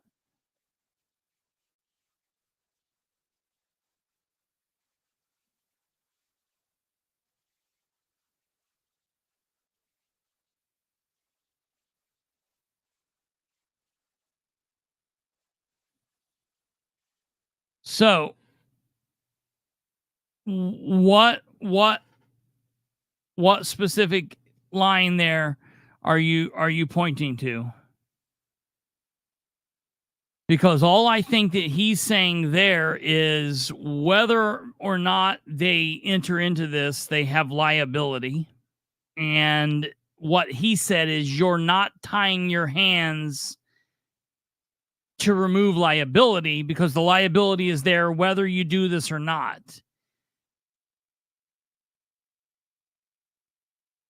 But the damning line I think that he says is when you will get into trouble is if you start, right? Okay, right. I mean, we've listened to everything he said, so here from here Ryan's or Matt's talking, you're going to hear everything that the attorney says here.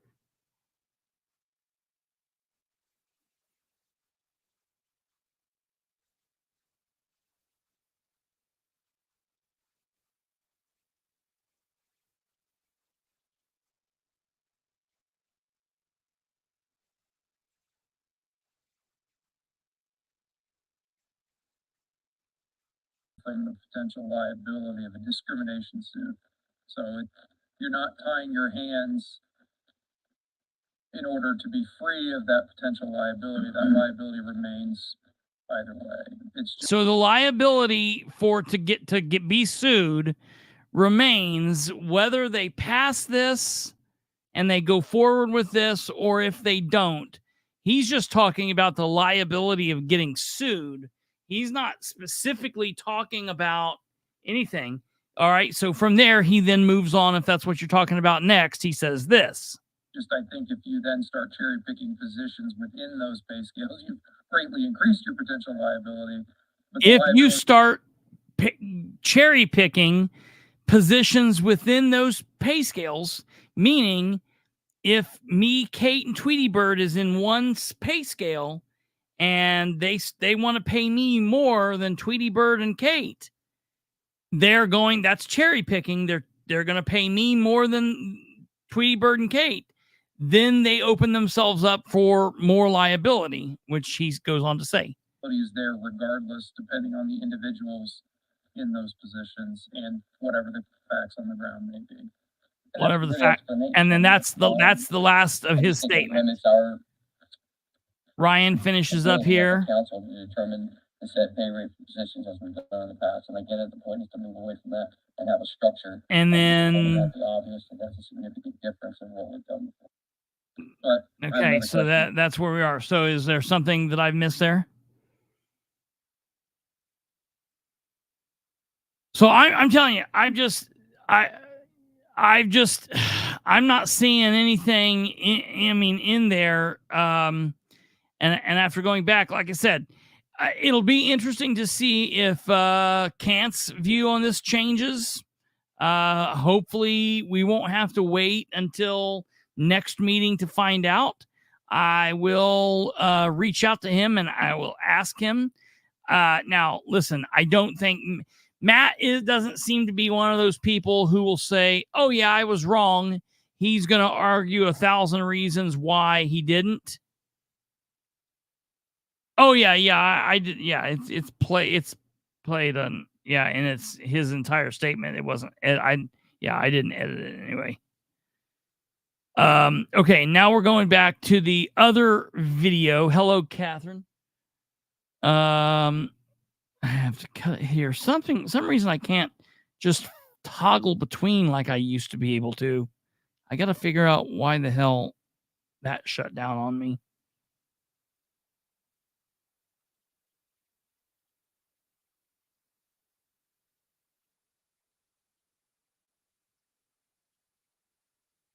Why do we have to make it an ordinance? Why do we have to lock it in? Why can't we use it as an unofficial template where we can then make the changes we want and we're not obligated to anything? We're not, Matt said that there's going to be a committee. Why couldn't the committee take this study? Oh, this is big. Take the 95% that's For over 15 months. I get that. But Oh, when he says we just got this 2 weeks ago, and Piper says we've been at this for over 15 months. I want to remind you, Jessica Piper, that has been you engaging with Wagner, Irwin, and Sheely, and Matt Kantz or Pam McCammon or whoever else. That's not been the entire council. The entire council, as Pam McCammon says here in a moment, just got this 2 weeks ago, period. And the entire county has just been looking at this final product for the last 2 weeks. Moreover, the citizens just found out about this 2 weeks ago. So, yeah, Ryan is in the right there. Your 15 months, fold that up and stick it in your pipe. But there's going to be people with different salaries in that block. In most cases, I would say, actually. So, But again, we're not setting the talking baseline. salaries with this ordinance. I understand that. Well, my argument is that when we agree to the classifications and we agree to the descriptions, we lock those employees into those tiers. So when we do talk salaries, they're going to be affected by that, right? And my concern is, I don't understand the rush to do this. I don't know why we can't just. We've been working on this for over 15 months. I get that, but we just got it 2 weeks ago. So I don't understand why we can't just say thank you for the study and then use this as a template to make our decisions during the budget time. Why do we have to make it an ordinance? Why do we have to lock it in? Why can't we use it as an unofficial template where we can then make the changes we want and we're not obligated to anything? We're not. Matt said that there's going to be a committee. Why couldn't the committee take this study, take the 95%, that's great, change the 5% that we all, either agree or disagree that may not quite be as the way they present it, and then adopt that. That's the concern that I have. That's all I wanted to share. But I want to make sure we address your concerns about the exempt, non-exempt. That's a federal regulation. That's not us just being willy-nilly up here making decisions. You've had some employees that should fall under different categories with that FLSA. So, that's way above our pay grade at the federal level. Well, yeah, I agree, and I'm glad you pointed it out, but, some of those people in the tiers are 32 hours, some are 40 hours, that whole mess there. Well, your FLSA there's multiple things that put you into those buckets by federal guidelines. So if you make a certain amount of money, or if you are a supervisor, or I think the other ones, like if you make policies, there's like different buckets. And if you have one checkbox, one thing you check off that, yes, I do that, that puts you in where you have to follow these FLSA guidelines. Well, I also noticed. Want to make sure we're not putting ourselves in a position to break any federal regulations. Well, I noticed that the one in that tier that I was discussing, all of them were salary except for one. One of them was hourly. I'm not sure the format for how this was developed. I did see an email this morning. I think it came out yesterday. I didn't see it till this morning, so I didn't get to read the details. But someone brought up a good point and said, we don't understand the criteria of how they come up with these positions. So if we create a new position in the future, how do we know what tier to put that in? I'm assuming that email that came out, that's buried in there somewhere. I didn't get a chance to read it all. Would work to determine that. Yeah. It's all based on the criteria that's described in the job description. So from a process standpoint, this is the first reading for these two ordinances, the job descriptions and job classifications. There'll be a second reading, but after this first reading, after this discussion, there should be, I think, a discussion, a committee discussion, or a group, to make sure that we're reviewing this. Primarily because from a job description standpoint, I was telling Eugene earlier that I just received those job descriptions from Pam last week. We are approving every single one of those job descriptions.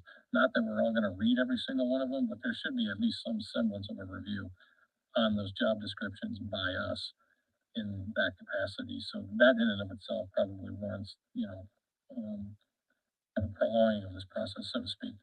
Amazing. That Brian is describing. So to me, we're reading this first ordinance. This is a step one to just bring it to the table, correct? And then we review that and review those and then continue those discussions I do think that the HR committee component that is described in here, can that be developed? We can develop that, I guess, before the, And we can use anything's finance passed. committee.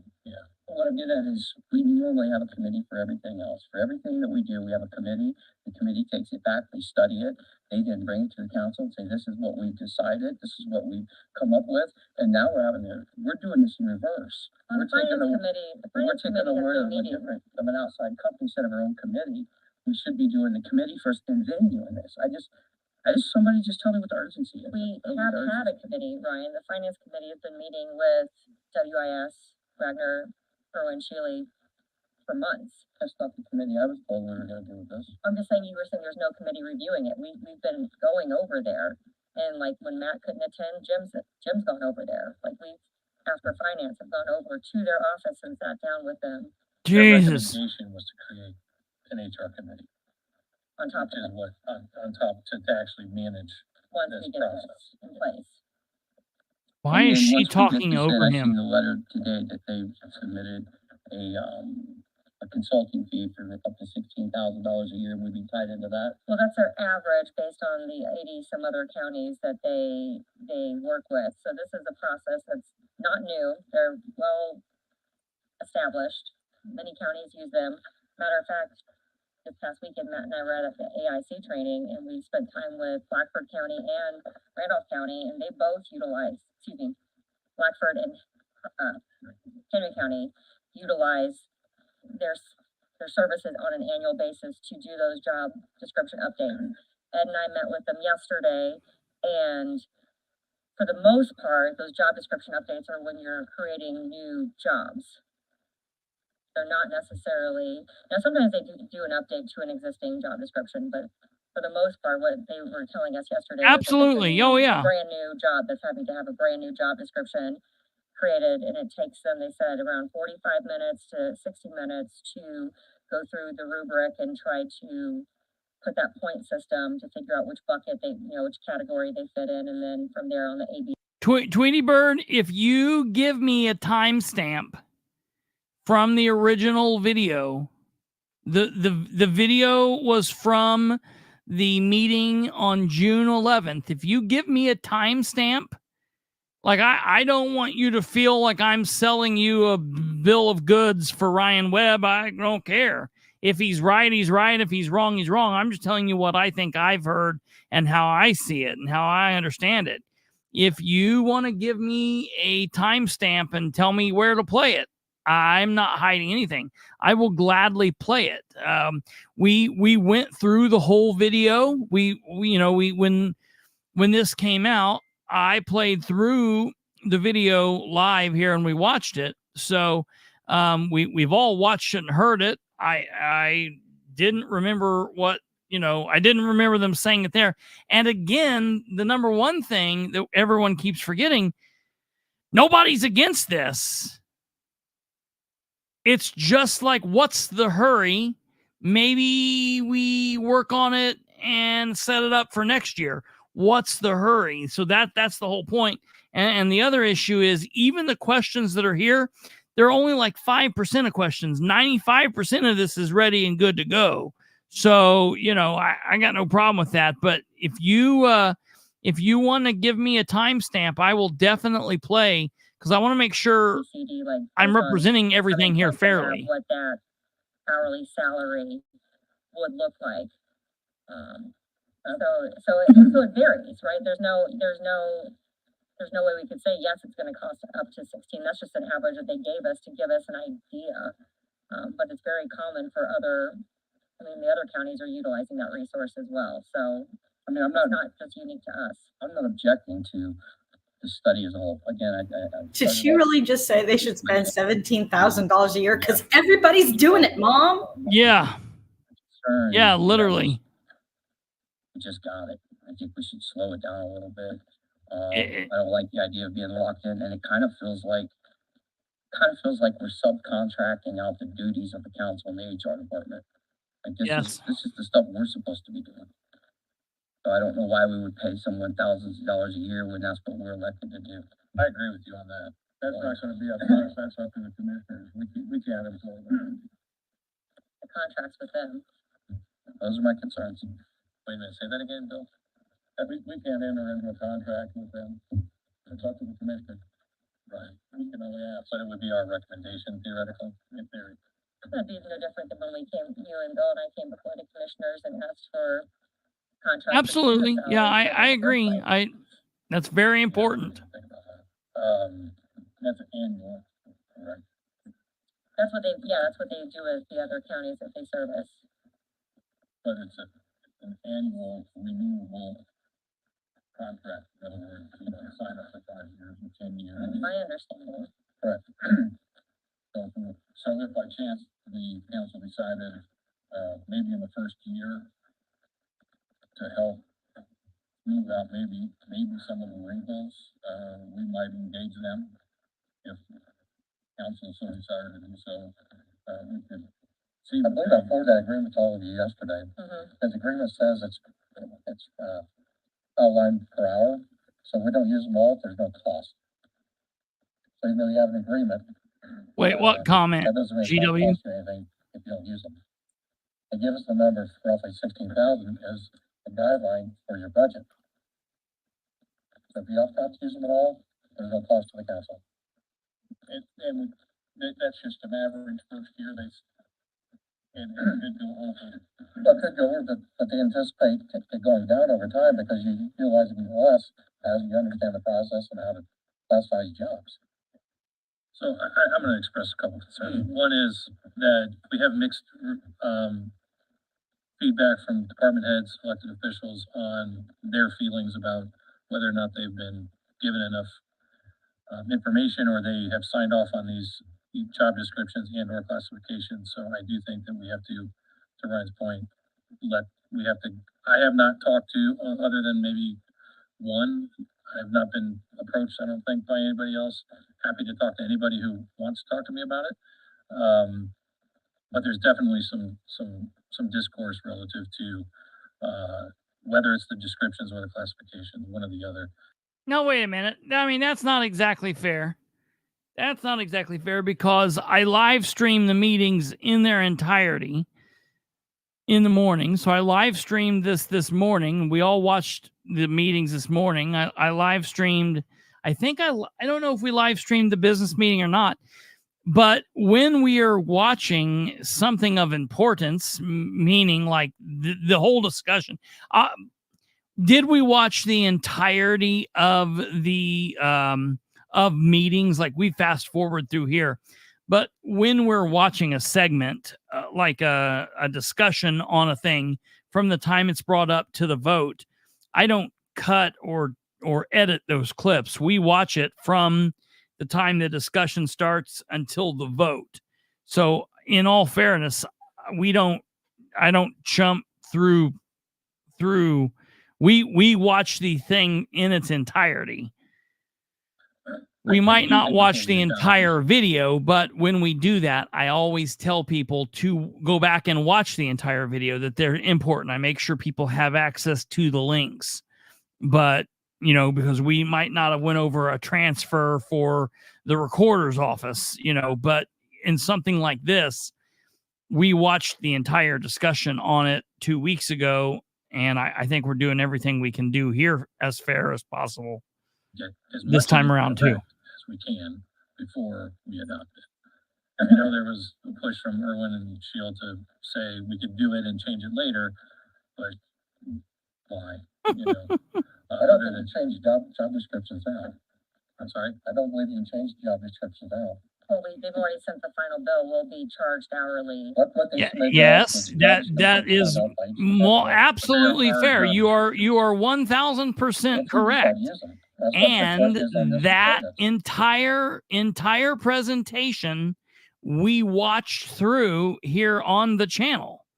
We watched that entire presentation on the channel and worked through it during the live evening episode. And so, I mean, I highly recommend everybody please watch that episode forwards, backwards, watch it in Spanish, watch it in English. I guess rather than, it feels like we're kind of like speaking in code. Is there something that we're missing?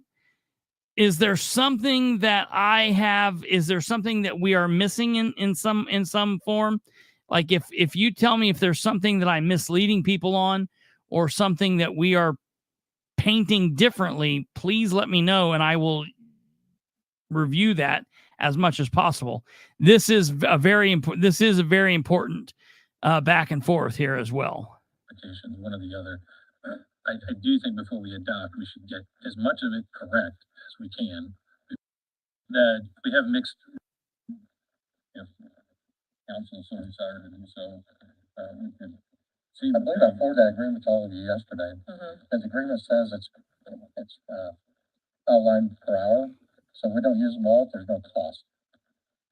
So even though you have an agreement, that doesn't mean it's going to cost you anything if you don't use them. They give us the number of roughly 16,000 as a guideline for your budget. So if you opt out to use them at all, there's no cost to the council. And that's just an average first year. It could go over. Well, it could go over, but they anticipate it going down over time because you utilize it less as you understand the process and how to classify jobs. So I'm going to express a couple of concerns. One is that we have mixed feedback from department heads, elected officials on their feelings about whether or not they've been given enough information or they have signed off on these job descriptions and or classifications. So I do think that we have to Ryan's point, I have not talked to, other than maybe one, I have not been approached, I don't think, by anybody else. Happy to talk to anybody who wants to talk to me about it.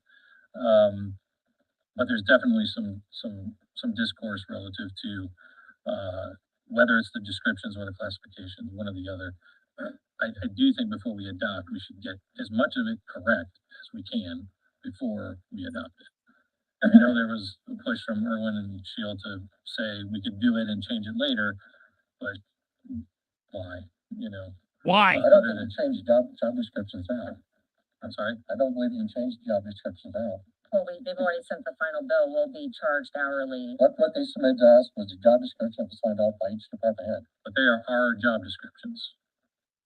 If you decide to use them. That's what the question is on this ordinance. Do you decide to use them? If you don't decide to use them, they're not. We can make tweaks to the job description before we approve them. I don't believe you can. That's the way I understood it. What we understood yesterday in our meeting. Yes, yeah, they don't want us to do that. Right, yeah, they don't want us to do that. If you change your point, I said that's my whole point. We're backing ourselves in the corner. No, we're not. I think we are. Ryan, we put hours and hours on this. I've had it for 2 weeks. Well, because it was just finished 2 weeks ago. Yeah. But you didn't get it any later than anyone else. No. Okay, that she's arguing. Thank you for arguing my point. What you're doing with the ordinance. Pam says, first of all, coming up with an attitude, because this is the first council meeting she's been able to slack off in for the last couple ones, because she actually had a reason to be here this time. She comes in and she's like, we put a lot of time and effort into this. You didn't get this any differently than anybody else. No kidding. I got it 2 weeks ago. Everyone else got it 2 weeks ago. This is a thing. And what he was talking about was you cannot change the job descriptions once it is adopted. They literally just sat in there and said that. Ed was saying that. The attorney was saying that. They were saying that. That wasn't Ryan. That's not Kristopher Bilbrey saying that. That's the other members. That's the intelligent members of the council, not Ryan, not me. It's the intelligent members in the room. That, I think, is what that's what the idiots believe is backing yourself into the corner. Now, Ryan's probably missing something, and I'm sure I am, but I feel like that's backing them into a corner. I am never good with the city council, the mayor, the board of works, the Delaware County commissioners or council ever giving bits of their constitutional job away. They are elected to serve the people and do a job. When they give part of their job away to Wagner, Irwin, and Shealy, I can't fire Wagner, Irwin, and Shealy. I can't vote them out of office. I can't go to them and tell them they suck. I can't give them a record request and be like, hey, I want everything on your computer. I can do that to the council. I can do that to the commissioners. So I don't like the idea of doing the contract with them and paying them money for doing the council's job. Come in, help us. We pay you a lot of money for that. Great. I don't understand the whole yearly contract from point forward.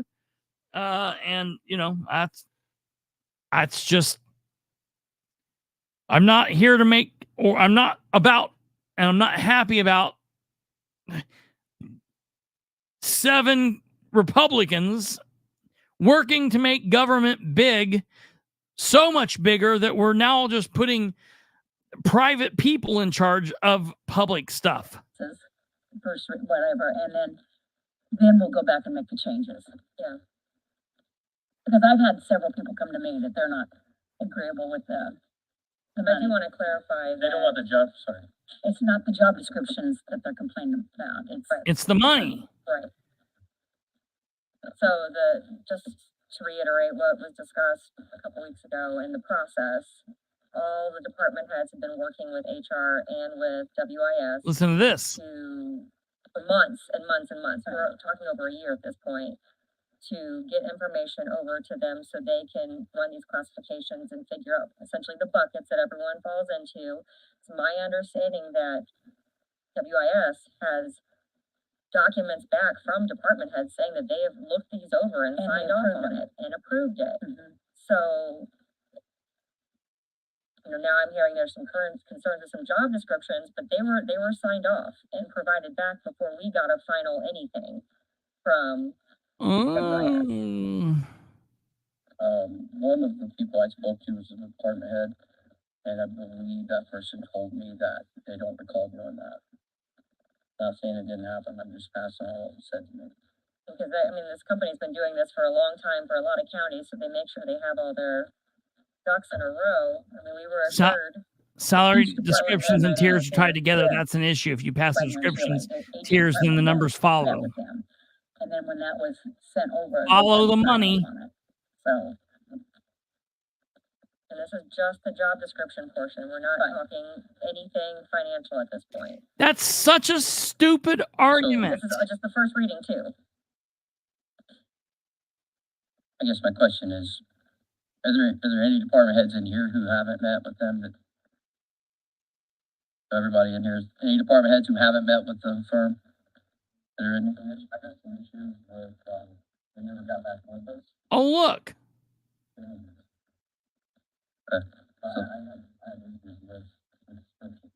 So Tommy's not at the mic, but what he said was he had some issues with them never returning the phone call or email or getting back with them, and he had some issues with the descriptions. One of the things Matt said a second ago that kind of concerns me is he said that the company's the ones pushing us to adopt this. That alone right there kind of gives me some concern. Why would they care if we adopt this right away? I think they said when they were at the voting, the county has a huge contingent liability. They're trying to protect us. Why do they care? It's on YouTube. You can watch it. What? But Ed is such a dick. The liability. But this doesn't remove liability. It just changes the kind of liability you're dealing with. Yeah, The that's attorney said yeah. that last time. Yeah, You're not yeah. removing liability. You're just shifting the way that it can be perceived. that's important. Number one, what Kate just said, that Ben Freeman said, you're not removing liability, you're only shifting liability. Number two, Ed can get all moody and be like, it's on. It's like same thing we're saying. Yeah, hey, everybody, go back and watch it. It is on YouTube. Ta-da! It would be in the written minutes if your office didn't suck, Ed. But the bottom line is that does not answer the question of why. Why? Like, do you know? Listen, you know what Wagner, Irwin, and Sheely's bottom line is? Making money. Making money. If they don't sell this shit and make money, they're not in business. So Delaware County's elected officials should be saying, hey, cool, we've paid you some money.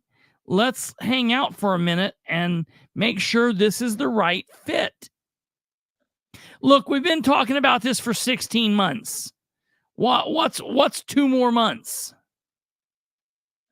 That's the point I'm getting at, though. I think we can cherry pick the portions that we want from this study and make the changes to the ones that we don't. And then make it our own. We invested a lot of money for professionals to do this and take the bias out of it. That's the one thing that is nice about having a third party do this. We all know our employees. We all know what they do. It's an opportunity. It's the same reason a lot of other counties utilize this service. How many counties do you call? Over 80 out of the 92 utilize this process, these types of job descriptions, this whole system that they've essentially created. The vast majority of the state utilizes them. I think there's a lot of merit to, if we were the first county that these people had come out and wanted to do this job study and work performance and classification and so forth, I think we would have a lot and probably more questions. To me, it feels like, they probably have gotten all of the bugs worked out. Not that perhaps somebody in some department might feel like there's something that for some reason they don't adhere to or don't like the way the job description is written. Would be my guess that a lot of what they've already put in here has already been adopted primarily by 80 of the 92 counties. I don't know that it's going to be perfect. Somebody, in saying that, again, I go back to an individual that might say, Go back 10 seconds. I'm speaking more specifically of the individuals who are in charge of these department heads. Oh, damn it. But it seems to be pretty tried and crude. If we're the 81st county out of 92 Usually created. The vast majority of the state utilizes them. I think there's a lot of merit to, if we were the first county that these people had come out and wanted to do this job study and work performance and classification and so forth, I think we would have a lot and probably more questions. To me, it feels like, they probably have gotten all of the bugs worked out. Not that perhaps somebody in some department might feel like there's something that for some reason they don't adhere to or don't like the way the job description is written. Would be my guess that a lot of what they've already put in here has already been adopted primarily by 80 of the 92 counties. I don't know that it's going to be perfect. Somebody, in saying that, again, I go back to an individual that might say, not you, Ryan, I'm speaking more specifically of the individuals who are in charge of these department heads. But it seems to be pretty tried and crude. If we're the 81st county out of 92 to take a look at this, I would feel like and hope that they pretty much have it laid out the way it should be. And again, if any of the other counties have adopted this, Yeah. the language is pretty much the same. And so I feel pretty comfortable. I would say it's probably true. The classifications are probably the same theoretically and based on the actual titles, but the job descriptions probably are unique, depending on what we do versus, And we are unique because we're the only county out of 92 that has employees that work 32 hours. They said that. it's got to have their job description. Yeah, it's just the job. I know. I'm just So- pointing out that there are differences between us and those other counties. Matt had asked me yesterday, about the rubric, so that WIS uses to figure out the classifications and the different buckets, that the different job descriptions go into, and I do want to make sure I share that it's, the FES, which is the Factory Evaluation System. It's a federal guide the U.S. Office of Personnel and Management utilizes, and that's what their rubric is based off of. So it's not like something just like willy-nilly they pulled out of the air. They're using No kidding. a classification system that is. Yeah, I mean, I asked that for specifically because I don't believe that we should be paying another dollar after today to maintain this system. I agree. That's my personal opinion. We have 3 people in HR. We have been given hundreds of job descriptions. We should be able to take that and run with it at this point. That's part of the reason why I asked that. It doesn't appear it's that simple.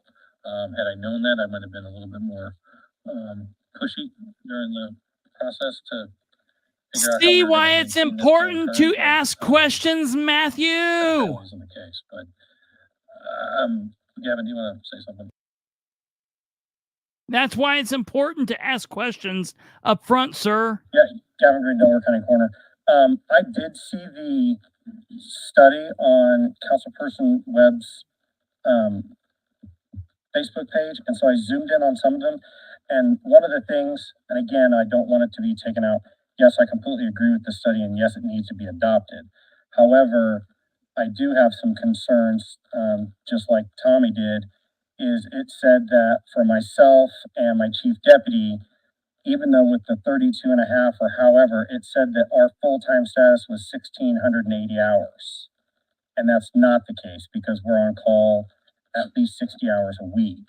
And so that's where the description was great. And I did meet with them and it was a very lengthy, and they did call me back and have follow-up questions about that. And our exempt employees that get paid per case, I know they're hourly. There was no hourly section on there because they don't get paid per hour, it's per case. But it showed that for our salaries that our hourly time was, full time was 1,680. And that's where I would have then turned around and come back and said, hey, we need to have some language in there that it's not that, because I don't just clock out at right at my hours and everything. And so that was, I saw that and I would have said, hey, can we discuss this? How did you come to that 1,680? Is that going to lock in? Because I don't want somebody to come back and say, well, your hourly rate is this. Yeah, right. Per your job description. I'll say, no, that job description is not correct when it comes to the hourly. Everything else was great. So I just wanted to put that out there, that what I did see, I think that does need to be passed, but there are some tweaks that if you adopted it today, are you backing yourself into a corner saying, well, we adopted that and that's what it was. You should have said, hey, if you had some concerns then about that, you should have raised it up then. So that's. We're not adopting anything today. It's first reading, but Okay. I do wonder if that was something like I know a lot of. I don't know if it's a state statute, but the coroner's office is considered. I don't know if they got that from state statute from the time. Okay.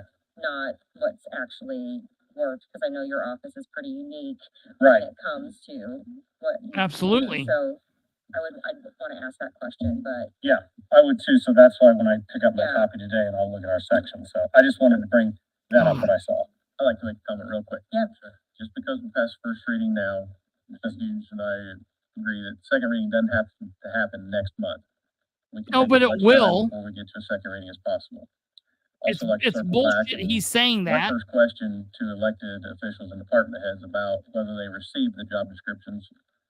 I'd like to have asked the second question, or at least pursued it, which is, I want them all to, if they have it, if they don't get it, read it, and then come with questions to the council. I would actually like to have them sign off if they have read it, they do agree with it, and or a list of what their concerns are. That would be nice to do. Before our second reading, before our next reading. Even before next meeting. Actually, before We don't have next to read it, we meeting. don't have to do our next reading, but Right, yeah, have that returned back to us, acknowledging. and have a list of their concerns, because Gavin brought up a legitimate point, Dominic brought up a legitimate point. So I think we need to have, we can pass them. Pam, would you? Has he talked in this meeting yet, or is this the first time? Now he's just advocating Would you be able to to jam help it us through with and that for us? Yeah, follow up with us. I have something I want to wait. I do have one more statement on the litigation piece, or the contempt. The FLSA issues, if they do exist, those could be dealt with today. That has nothing to do with this study. If there is, we're out of compliance on something, that should have been dealt with many moons ago, not today. I don't believe we're going to get strong armed by the fact that we're out of compliance from an FLSA standpoint. That should have been dealt with. Yeah, yeah. It has nothing to do with this, in my opinion. We're gonna get ready to skip forward. There's only a couple of more important points in this meeting. The gentleman I spoke with, the department head, was Jamie Bain, the health administrator, and the concern that he had said was that study was This is big. Their workload from 2024, I believe, or the year before, and he pointed out the fact that their department, with that state money they're getting, he's about to get way more employees. He's about to get way more money in his budget. Everything's going to double, triple. The health department's going to increase a lot, and they're going to be locked in on their shit from this year. That was something that he pointed out that I didn't catch at first, that goes to the job descriptions and the tiers. So those are the little bugs that I think need to be ironed out. And if there are new employees, then there would be new job descriptions. If he's talking about himself. Yeah. He's talking about himself. And we're not talking about the financial aspect of this still, but. Well, kind of, because if he's his in budget that tier, falls out of county general. what he's saying is he's blocked in a tier with other people where his workload and his financial responsibility may have put him in a different tier with people, I guess another higher tier up. Yeah. So his compensation is going to be tied to the people that are in the tier with him. And I know people keep saying that we can deviate from that, but I mean, Ed just said it a second ago. They said no, you got to stick with everybody in the group. It's, you know, the rising tide lifts all boats in that tier. Everybody's equal in that tier. Please, and we could nickel and dime it till we're blue in the face. I agree with Eugene and Bill in that, you know, we got to move the process forward, which means we're, you know, adopting the first reading basically today. Correct? Is that we're gonna vote, we're gonna introduce. We're not voting on that introduction. We vote on the introduction. Vote on the introduction. Statutorily, you're required to introduce it, and then unless you waive your rules, you cannot adopt it today. So it's only an introduction. Okay. All right. And then I think had a couple clarifying points. Just two clarifying points. Ryan, to your point about the anybody getting locked in, part of what you would potentially be adopting is the maintenance plan for how you might shift a job from one tier to another tier. So there's a whole process for how that would be a good example, because it talks about in the maintenance plan about how if somebody's job, the requirements or whatever that feeds into it. So now that is fair. Completely or drastically, there's a process for reevaluating the tier that they're in and then moving them up or down depending on whatever those changes were. There is a possibility to work through moving a person to a new tier, but maintenance plan in your packet. they're not going to be doing that at all time, or there's no point in this. That's like a thing that they would do that would be very few and far between. This is the plan that the county would be adopting. It's the format for how you would go about systematically in the future making those changes. It's the framework. So it's, if this applies, this is the process we follow. We go through these steps, we talk with these people, we reevaluate using the rubrics, and then, you know, depending on the points and everything, okay, now we move them up or we move them down. And that's the 2024-016. This has nothing to do, as far as I understand, with paying any outside firm anything. This is a part of the package that they provided as a part of how you will maintain the system moving forward. So that's what the money Just to is clarify that, though, Ben, for this consultant. It's a and this is something retainer. I pointed out in our They can finance go through this process for the council to shift like on people. page 4 Yes, of to that, shift people. in Yes. step 4, it That says, if Wagner, requested by the Irwin, community, and the council Shealy can professional do human it. resources consultants may conduct an assessment, including but not limited to the following: reviewing the department plan, evaluating evaluation points for the position, considering the impact of the classification, suggesting alternative methods, and then an assessment report will be prepared by that consultant and submitted to the Human Resources Director to the Job Classification Compensation Committee for evaluation. It's that step that insinuates that in order for us to do that, we go through them to get it. I don't think we have to, in my opinion, but that's the insinuation in the plan currently. I just wanted to point out there's a procedure built in. There's a procedure for changes, so nobody's technically ever locked into anything. Yeah, and I think that's when we say that they're pushing, they're really just saying adopt it. You have this plan in place, then you can follow these rules or this plan to change, things as you go or need to. The bottom line. My second point of I don't know if clarification is the right word. Just it was based on a conversation that we had at the special meeting with the consultants about the liability piece. There is the part in terms of potential federal liability if we're not in compliance with salaried employees, etc. Their other concern was just that there would be the potential for litigation by what they were, I think, referring to as picking and choosing individuals' compensation levels, as opposed to looking at them in these categories, because they were worried about you having employees who, not literally down to every detail, but across the spectrum, are basically doing the same work for different departments, but are receiving different compensation levels. And that was one of the things that they expressed could lead to litigation. So I just wanted to point out, it wasn't just the salaried, non-salaried employee component. It was also that if you're treating people who have essentially the same job duties differently in terms of their salary, they were worried that that was going to create potential liability. I just wanted to point that out since you talked about it. Yeah.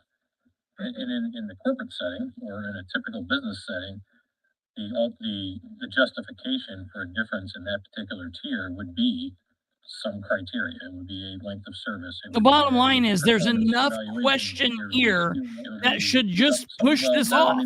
We should not be pushing to vote for this. Physically have to have a justification of some sort. There's no reason to be pushing to vote for this. I don't know if there's been performance reviews in this county today, and then having it on the agenda next month. Performance reviews. Let's obviously we should be most likely work through all of this so these bugs are worked out. So Ben, am I wrong in saying that we're adopting, in essence, a baseline that is used per category, per classification grouping? If we're maintaining that, we're minimizing our potential for.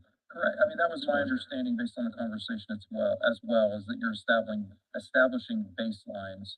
But again, I think that was their point, is that you need to have people who have similar job duties and job functions. So they've literally just went through all the argument again, as their selling point for their vote. Based on whatever the criteria are in budget season, it just happens to make a difference between two people that are. Okay, let's call a roll. All right, everybody vote. 6-1. Private job in this county has that. Like, she kept using a word that I despise. She kept saying equity, financial equity. And the truth is, you can have two people doing the same exact job with the same exact job responsibilities, and one of them is just better than the other. So that person makes more. So I don't sign off on the fact that just because they're doing the same job and the same duties, that they earn the same pay. That's why. We're not talking about any of the salary aspect of it. Jeez, I'm telling you, man, she should not be anywhere close to the fiscal body. doing the same job if they have other So are we, activity or anything else, but so we have a motion to introduce. the first reading. Yep. I would agree with Eugene, that, you guys, that, we should Correct. gather as much information as we can from anybody, concerns otherwise, and then, determine how we want to move forward after that. And I think those concerns need to be brought to the full council. Yes. Webb indicated he's been contacted by several people. I've heard nothing from anyone. So I need to have that information before I can make a judgment. Do people know how to get a hold of you? I took the digital version and I posted it on, because I had a lot of people said they hadn't seen it, so that's probably why I was specifically reached out to. All right, well, Not the job description, that was just the financial. The study, yes, yes.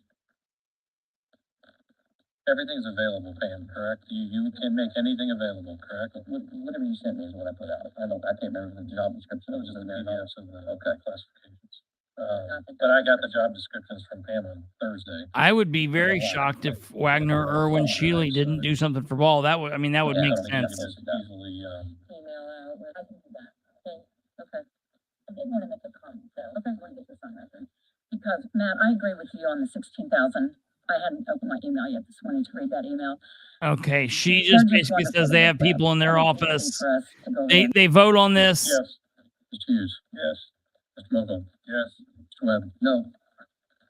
Mr. Wyatt? Yes. Mr. Cantz? Yes. Mr. Piper? Yes. 6-1. We have on here tax abatement guidelines resolution 2024-012, but I was looking through my packet and They do the tax abatement. No, I didn't have it either. I thought I had it in my bag. Resolution. Upon the character and motives of other members of council. Okay, all right. Here's the Yeah, that's, so we you gotta understand, I got hacked by a bunch of, I didn't have it either. appointments and committee report. Oh, sorry. Here we go. Apologies. Here's what a lot of people are waiting on. Eugene, I apologize. I meant to get with you on that, but failed to do so.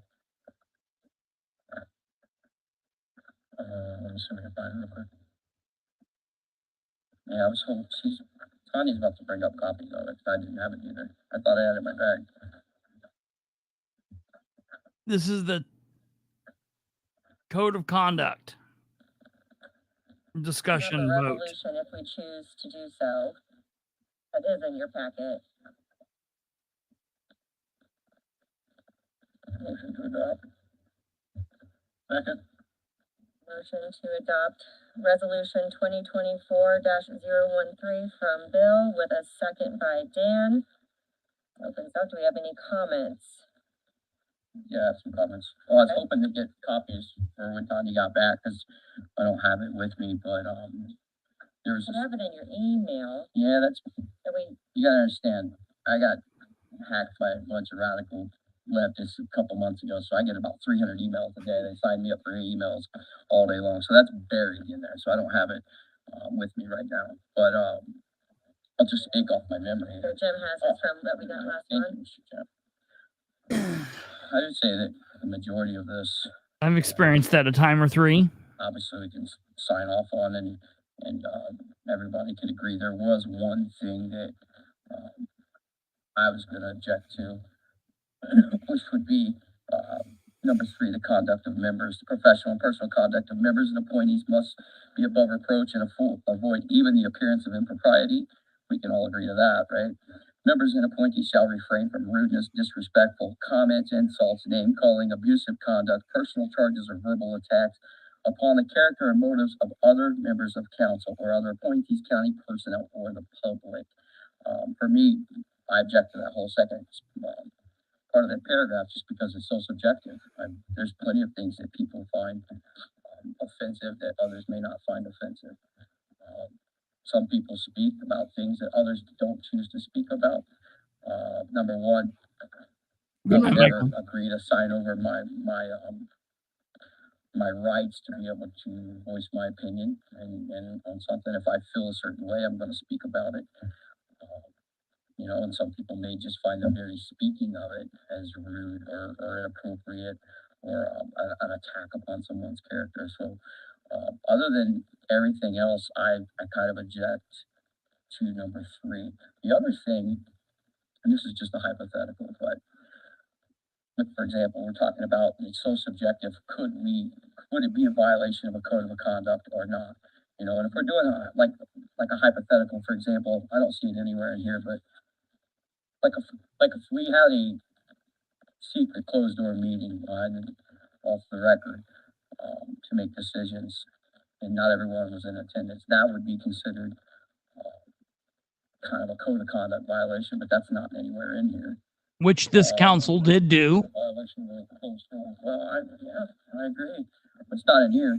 The other one would be like a hypothetical. For example, if one of us had like a family member, you know, bid on a project, and we awarded that project, you know, to use taxpayer funds to do a county government project, and we didn't disclose that conflict of interest. I think that would be a code of conduct violation. Which commissioner did do. Say again, sir. Number 2 covers both of those. Okay. Well, when processes of government and conflicts of interest are both cited in there. Okay. Well, good, because the two examples I've given actually happened. There was a meeting off the books, off the record, that the state access counselor spoke about. There was a relative who was awarded contact and it wasn't disclosed. So those are things that actually happened that nothing was said or done about. So it's hard for me to. Contract wasn't with the county council. I understand that, For us. but you know what I'm talking about. I mean, in a hypothetical world.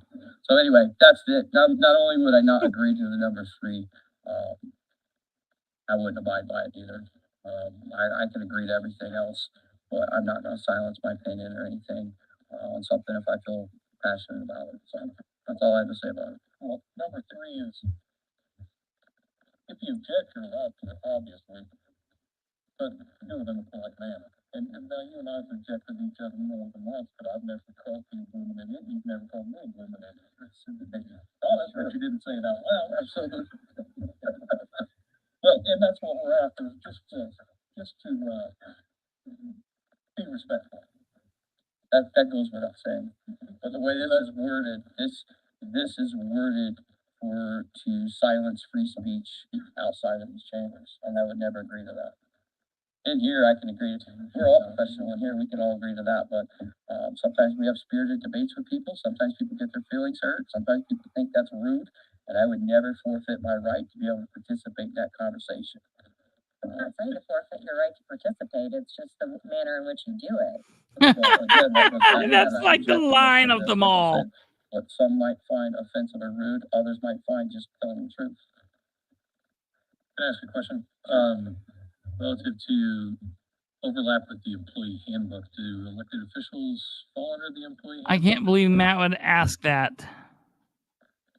So there are policies in place there that elected officials, you should adhere to, to be polite and follow the guidelines that your employees have to follow. Yeah, because there's a lot of overlap with this and the. But we don't have anything specific to this body or any other elected official. And this is just for this body up here.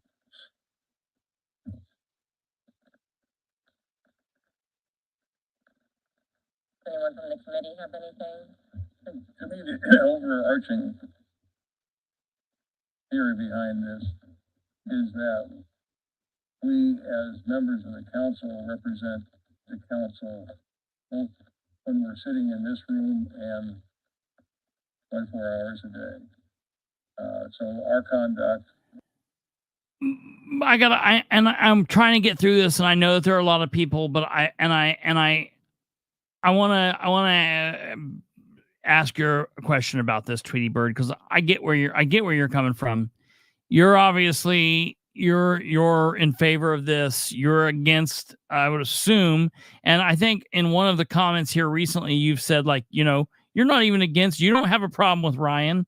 You're not against everything that Ryan does. There are things that you like, and there are things that you don't like. And obviously, I'm sure I could pick out a few things that you don't like that he does or he has done. That being said, I have issue with what she said. You said she's right. And let me tell you why I think she's not right. Let me tell you why what she said bothers me. Because let's just say, for the sake of argument, that some crazy ass thing happened and I was sitting in there as the District 4 counselor, and they did something like they were going to stop live streaming the meetings, or they were not going to let citizens speak. I would argue and argue loudly, vehemently against that, to the point that at some point, listen, I would try to be respectful. I would state my case and be polite and respectful, but I would do it and match it. And I would never bow down to that. And I would allow that, to the point that I guarantee you, they would not like what I would say, and they would say that I am out of line, I am rude, and I am wrong for what I would be saying about letting Rick Yentzer speak, or letting Tim Nickum speak, or letting you speak, or letting Amber Green speak, or any other citizen speak. They would say that I am rude and I am out of line, and I would not curse. I would not be threatening. I would not talk about anybody's sexuality. I would not talk about anybody's skin, anybody's nationality. I would be talking solely politically government, and they would still call me out of line.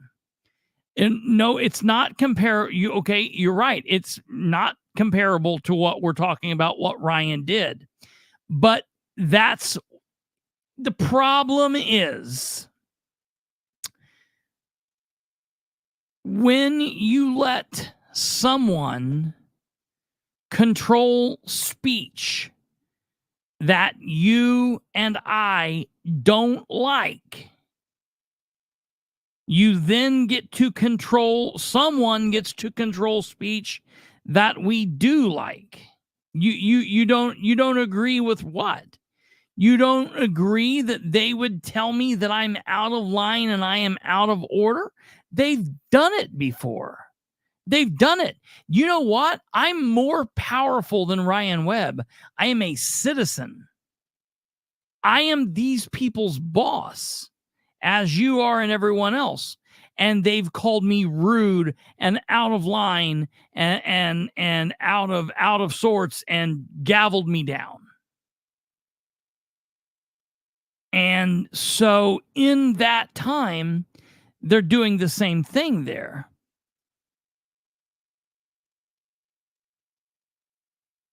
Okay. What does that mean? You've seen me in action. You've seen me in action when and where? Doing what? What have you seen me doing? I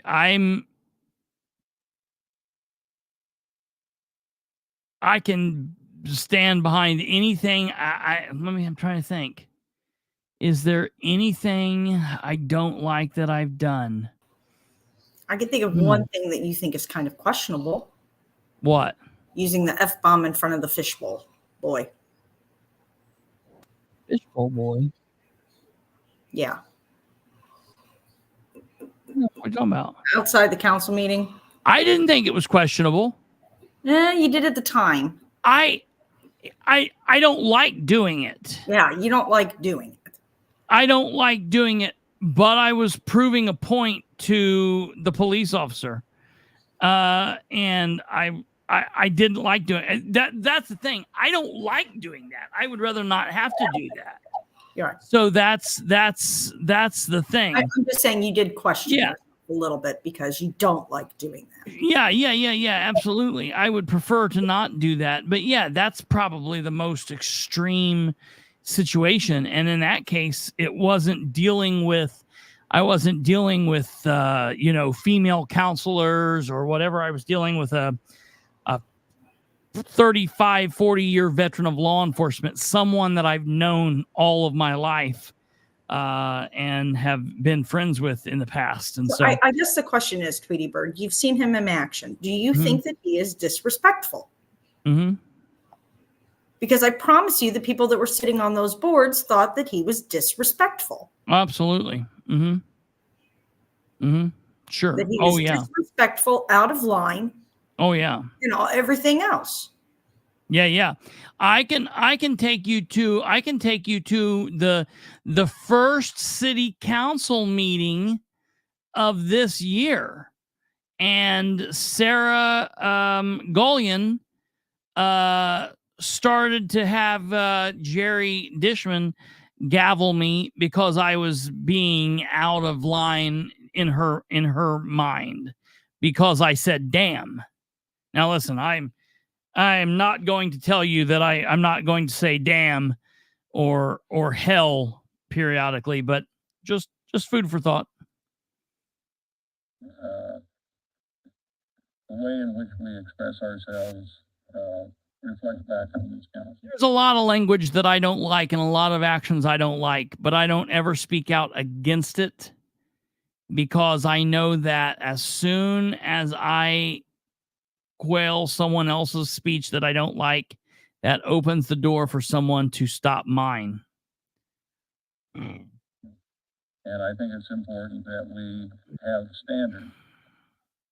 Maybe these aren't perfect, and maybe there could be changes, which we can do over time as we maybe learn more. But I think having some set of standards is better than having nothing at all, which is where we are now. Anyone else have any questions or comments? Can't you talk about maybe?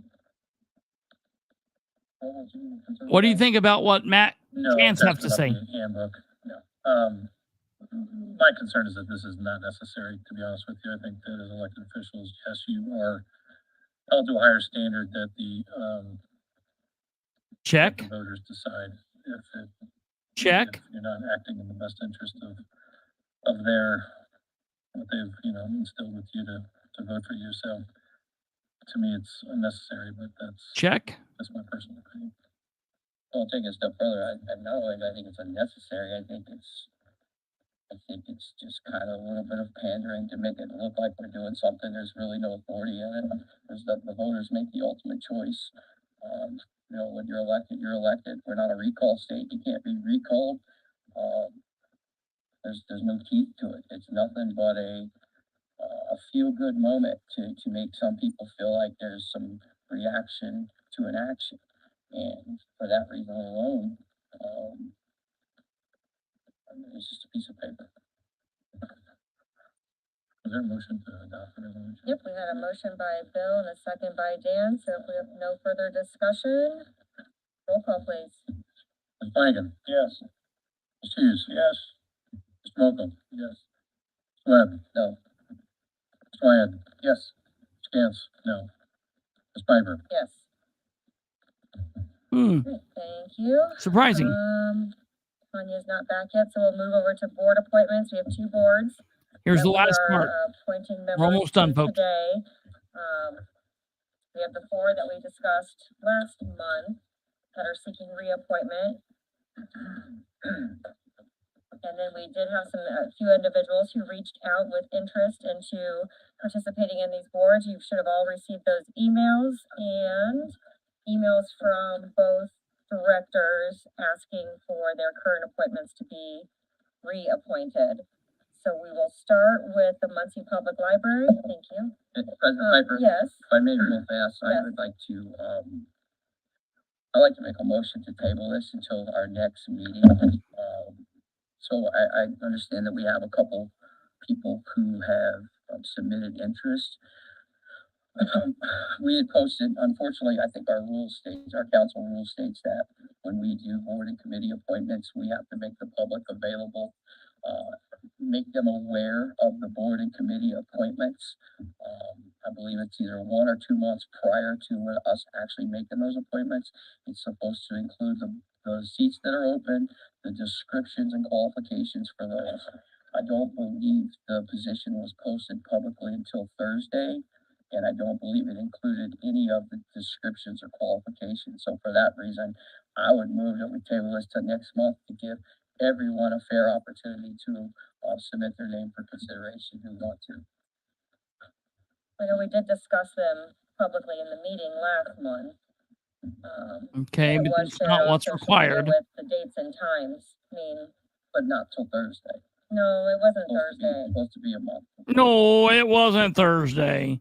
And then she finds out it was. Now, both of these, I want to make sure I'm correct on this.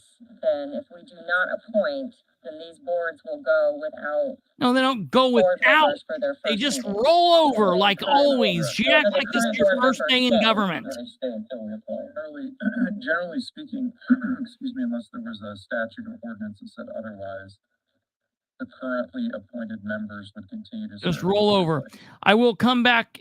I will come back to this. Your question, Tweety Bird. Let's Ryan, is get that a through this, motion? and I will come back to We it. have a second for Ryan's motion. Second. I do want to answer that. Discussion? Roll call? Do we have the dates so we know whether or not it was or wasn't? Well, I was just looking at that. So the Civic Center is August, or July 31st, August 1st. So I do think we have that. We have some, we have one. Mm-hmm. But the Muncie one is 6/1. The library, excuse me. So we would be delaying that library one. It was regarding, they was posted 5 days ago with Delaware County government. 5 days ago. Based off the rules, what does it say for sure we have to have posted and let me double, it's at least a month, maybe 2 months. Did you get a copy? Yes, Mr. Hughes sent it to me. It's on the county website. Yeah, bottom line, it doesn't matter. Just go by the rules. You know, it's like starred. You can find it really quickly. Now I know our website. Not later than the regular October meeting of the council, the county auditor shall compile a listing of all positions on such boards and commissions which are scheduled to become vacant as of January 1 the following year. And then it says any other board or committee appointments that don't fall on January 1st follow the same process.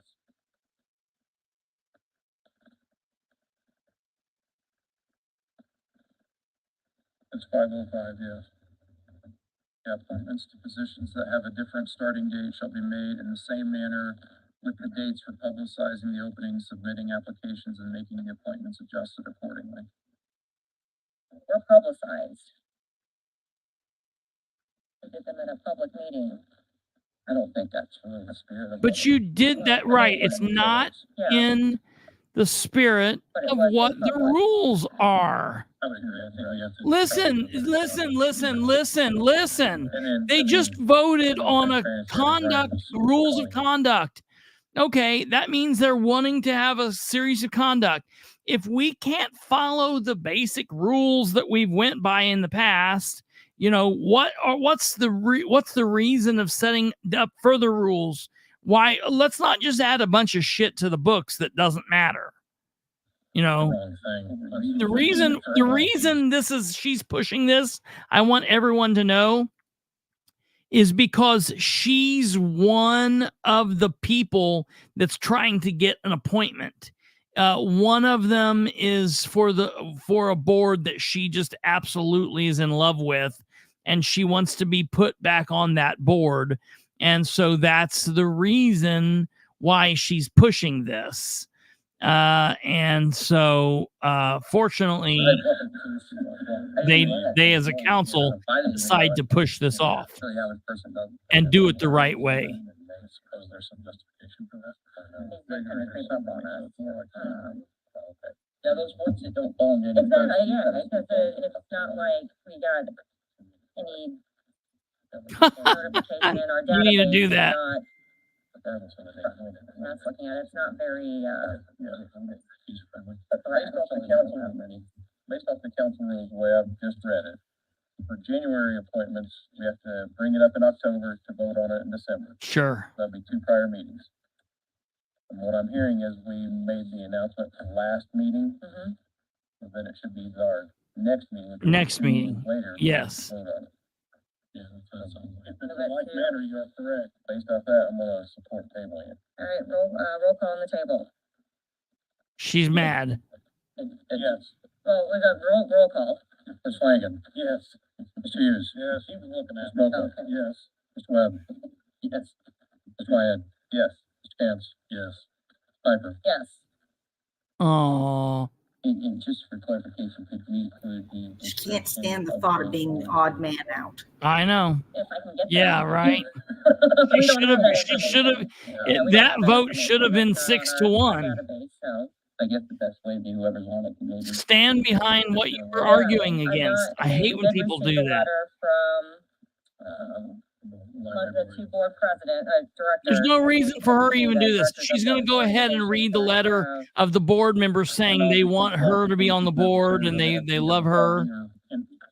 I don't believe we have that with the, Well, just if the that's. library. So what we received from the director of the library, the Delaware County Council makes 2 appointments to the Muncie Public Library Board of Trustees. Current Muncie Public Library Board of Trustees members are appointed by the Delaware County Council. Olin Dotson and Billy Shepard have expressed interest in continuing. They both want to be their on there service for again. another Okay, 4-year good. term Whatever. beginning Saturday, June 1st, 2024. You still need to open it up and let anybody else decide. That was vacated.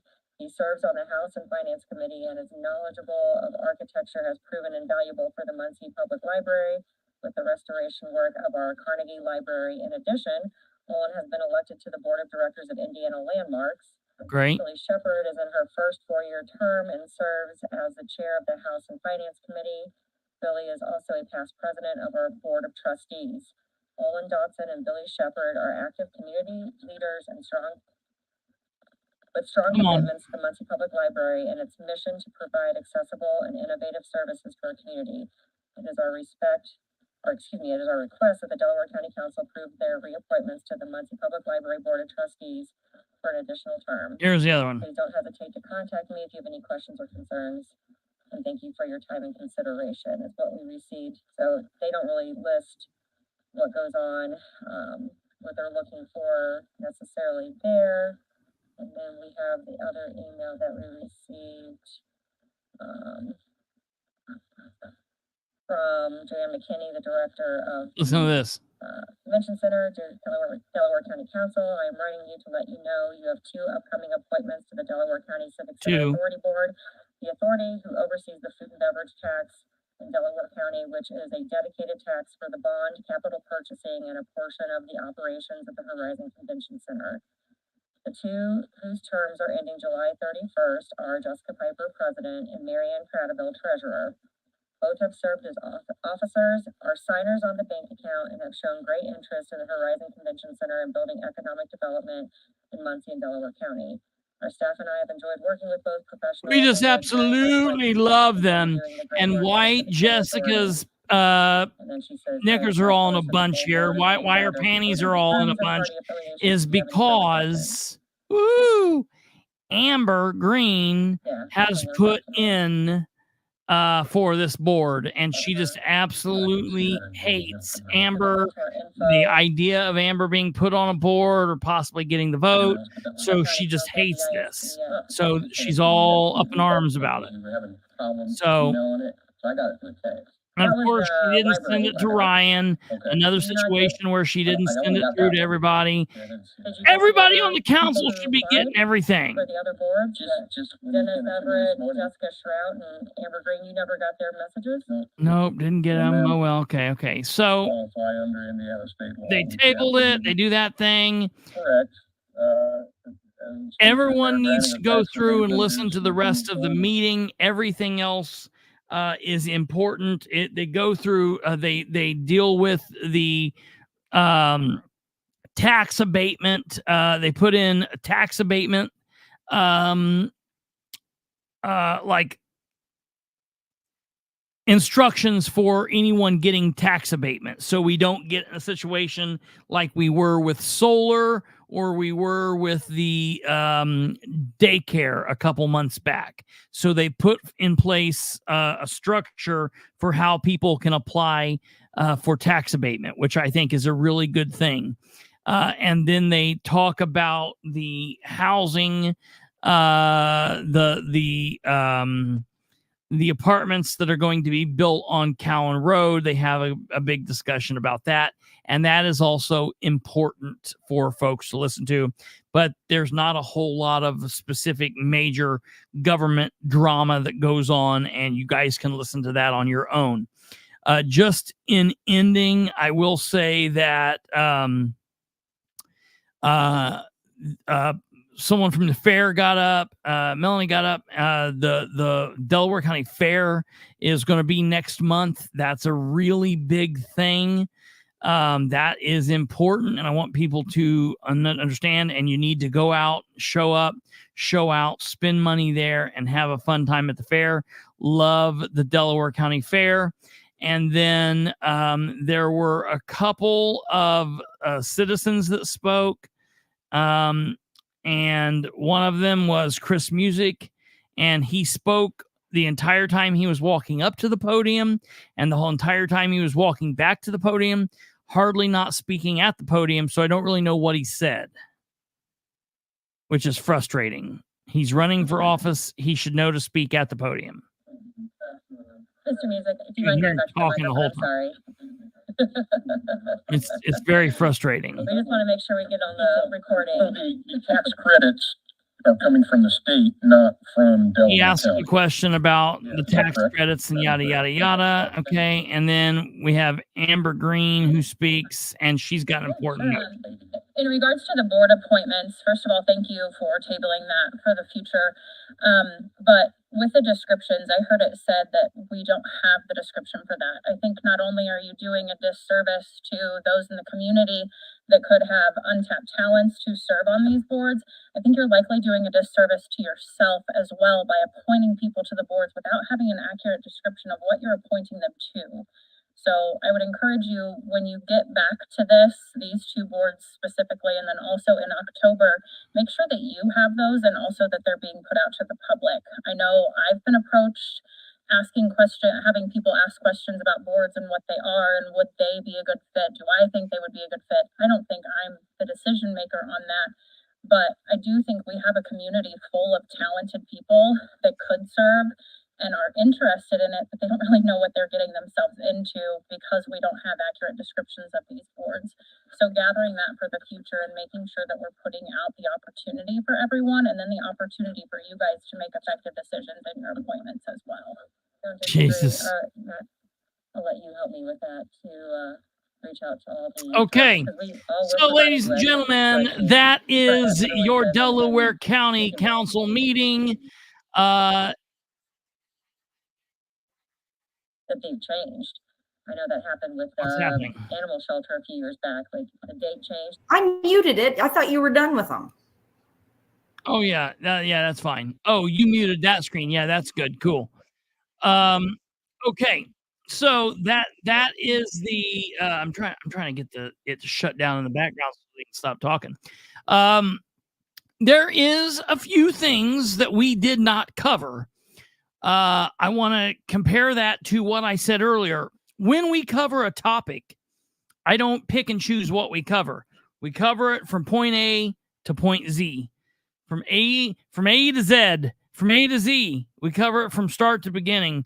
We don't pick and choose or do what we do. If we go back and we look at something that we've been covering for a while, we might pick and choose. But when we first talk about something, we go. I'm always upfront and honest and tell you when we skip pieces and parts and whatnot. And there are bits and pieces of this meeting that we skipped. If ever there is something in the future that comes of something that we skipped, we will go back and we will look at it from start to finish. We just don't pick and choose. We go through things thoroughly here, and we try to. That's the reason we're 2 hours and 48 minutes in. And there's still quite a few of you watching. If you have not hit that like button, please do so. It is very important before you leave. Okay, the last thing that I want to say, is the answer to Tweety Bird. Tweety Bird asked if I heard what Counselor Webb said to the minority group at the meeting. My response to that is, did I hear what Ryan Webb said to who, to what specifically? He said a lot in 4 years. Obviously, I'm aware of what you're talking about. I'm clearly aware you're probably talking about when everyone came in and it was the big deal right after the first announcement when he released that last year. He said a lot. They said a lot. What specific part of that? I was there and I listened to it. I was there specifically. Do you have a specific question relating to that? And I don't even know if you're still here. And if not, I apologize, but I will get you in the future and make sure, because I do want to answer this. I can answer it pretty easily. I just want to make sure what are you at? I was there and I listened to everything that was said. What are you asking about it? I did hear it. I mean, I guess that's the answer. Yes, I did hear it. I heard. I've been aware of all of that. A couple weeks after or before, around all of that, I had Ryan on. About 4 days later, I had on a member of the LGBTQ community from here in Muncie, Delaware County.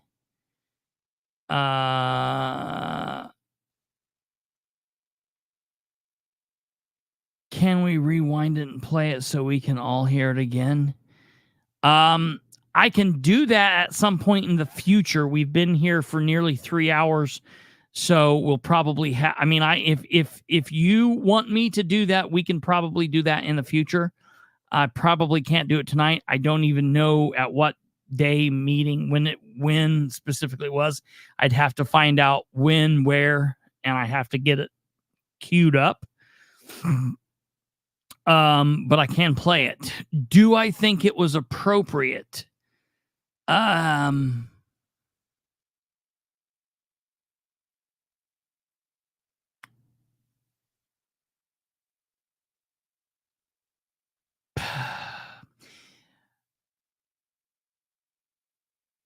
There's all kinds of thoughts about that.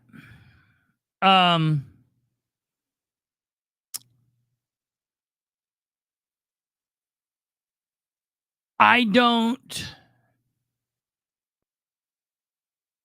put it to you like this.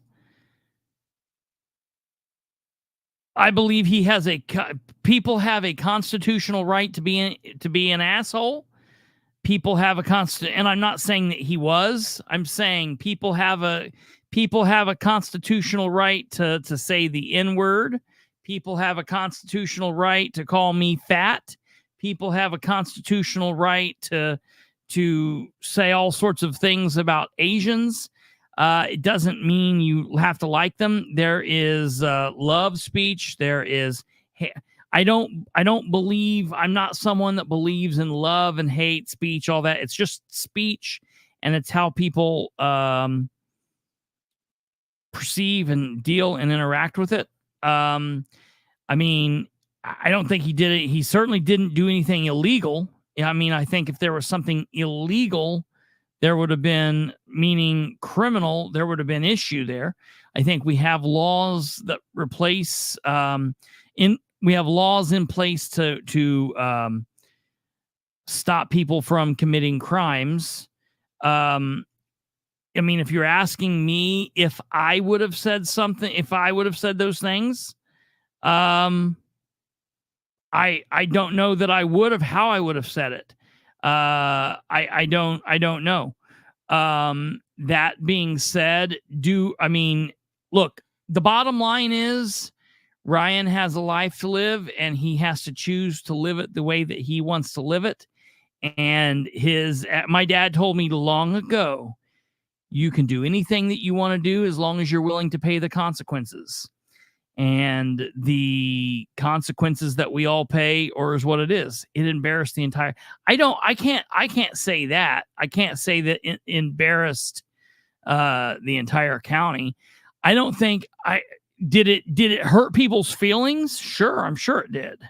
I'm sure it did. I'm sure there were people that loved and cheered it on. I'm sure that there were people of all kinds. Let me look and see when it is, what the deal is. We'll look and see. And if we have a slow night, I will cue you up and we can play it and get into it further when we can go back. Truth be told, I let Ryan say his piece on that, and everyone was free to come on and approach him and come on with him one-on-one. I met with Charlize. We had Charlize on, and people were able to come on and say what they wanted to Charlize. And I put that thing to bed at that point. And what I said at that point was the community would respond in the way that they decided to respond, and we would see what would happen. And we are here. We know that the election didn't come out the way that Ryan hoped it come out.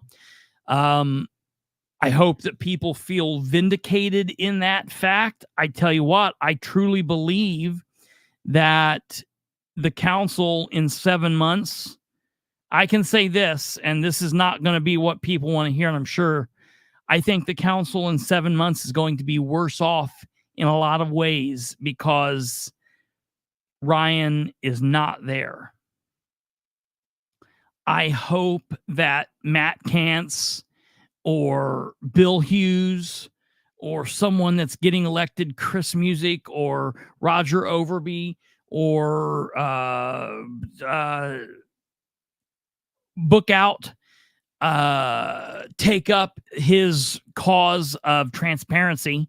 I don't believe that anyone currently sitting on the council will, and that scares me. I also don't believe that Book Out will. So we'll have to see what happens. But we do now have a code of conduct, and we'll have to see what happens with that. So I think that will be interesting. And we'll see what goes on from there. All right. You guys have a great evening.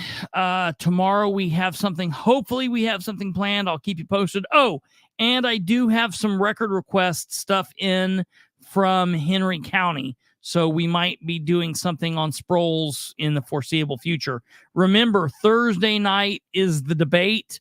We might just completely blow up live stream in the middle of it, so you'll want to be here for sure. Remember, we will be going live half an hour early on Thursday. So we will be live at 8:30 Eastern. This has been a long episode. Thank you guys for hanging in here. Please like, share, subscribe, do all of that crazy shit. And remember that your life too can be a fairy tale if you just believe in it.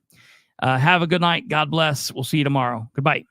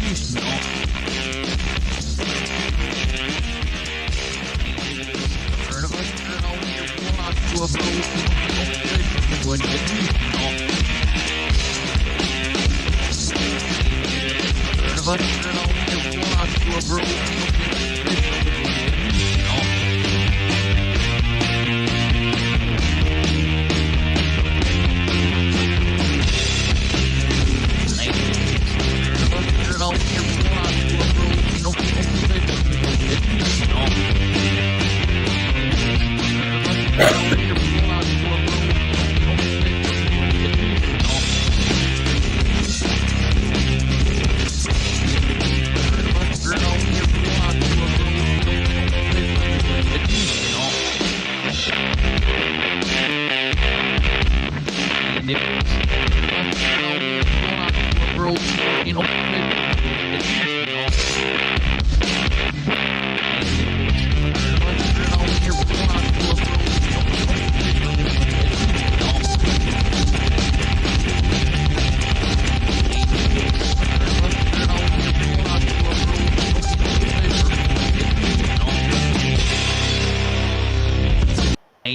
it's the fucking only rolling out.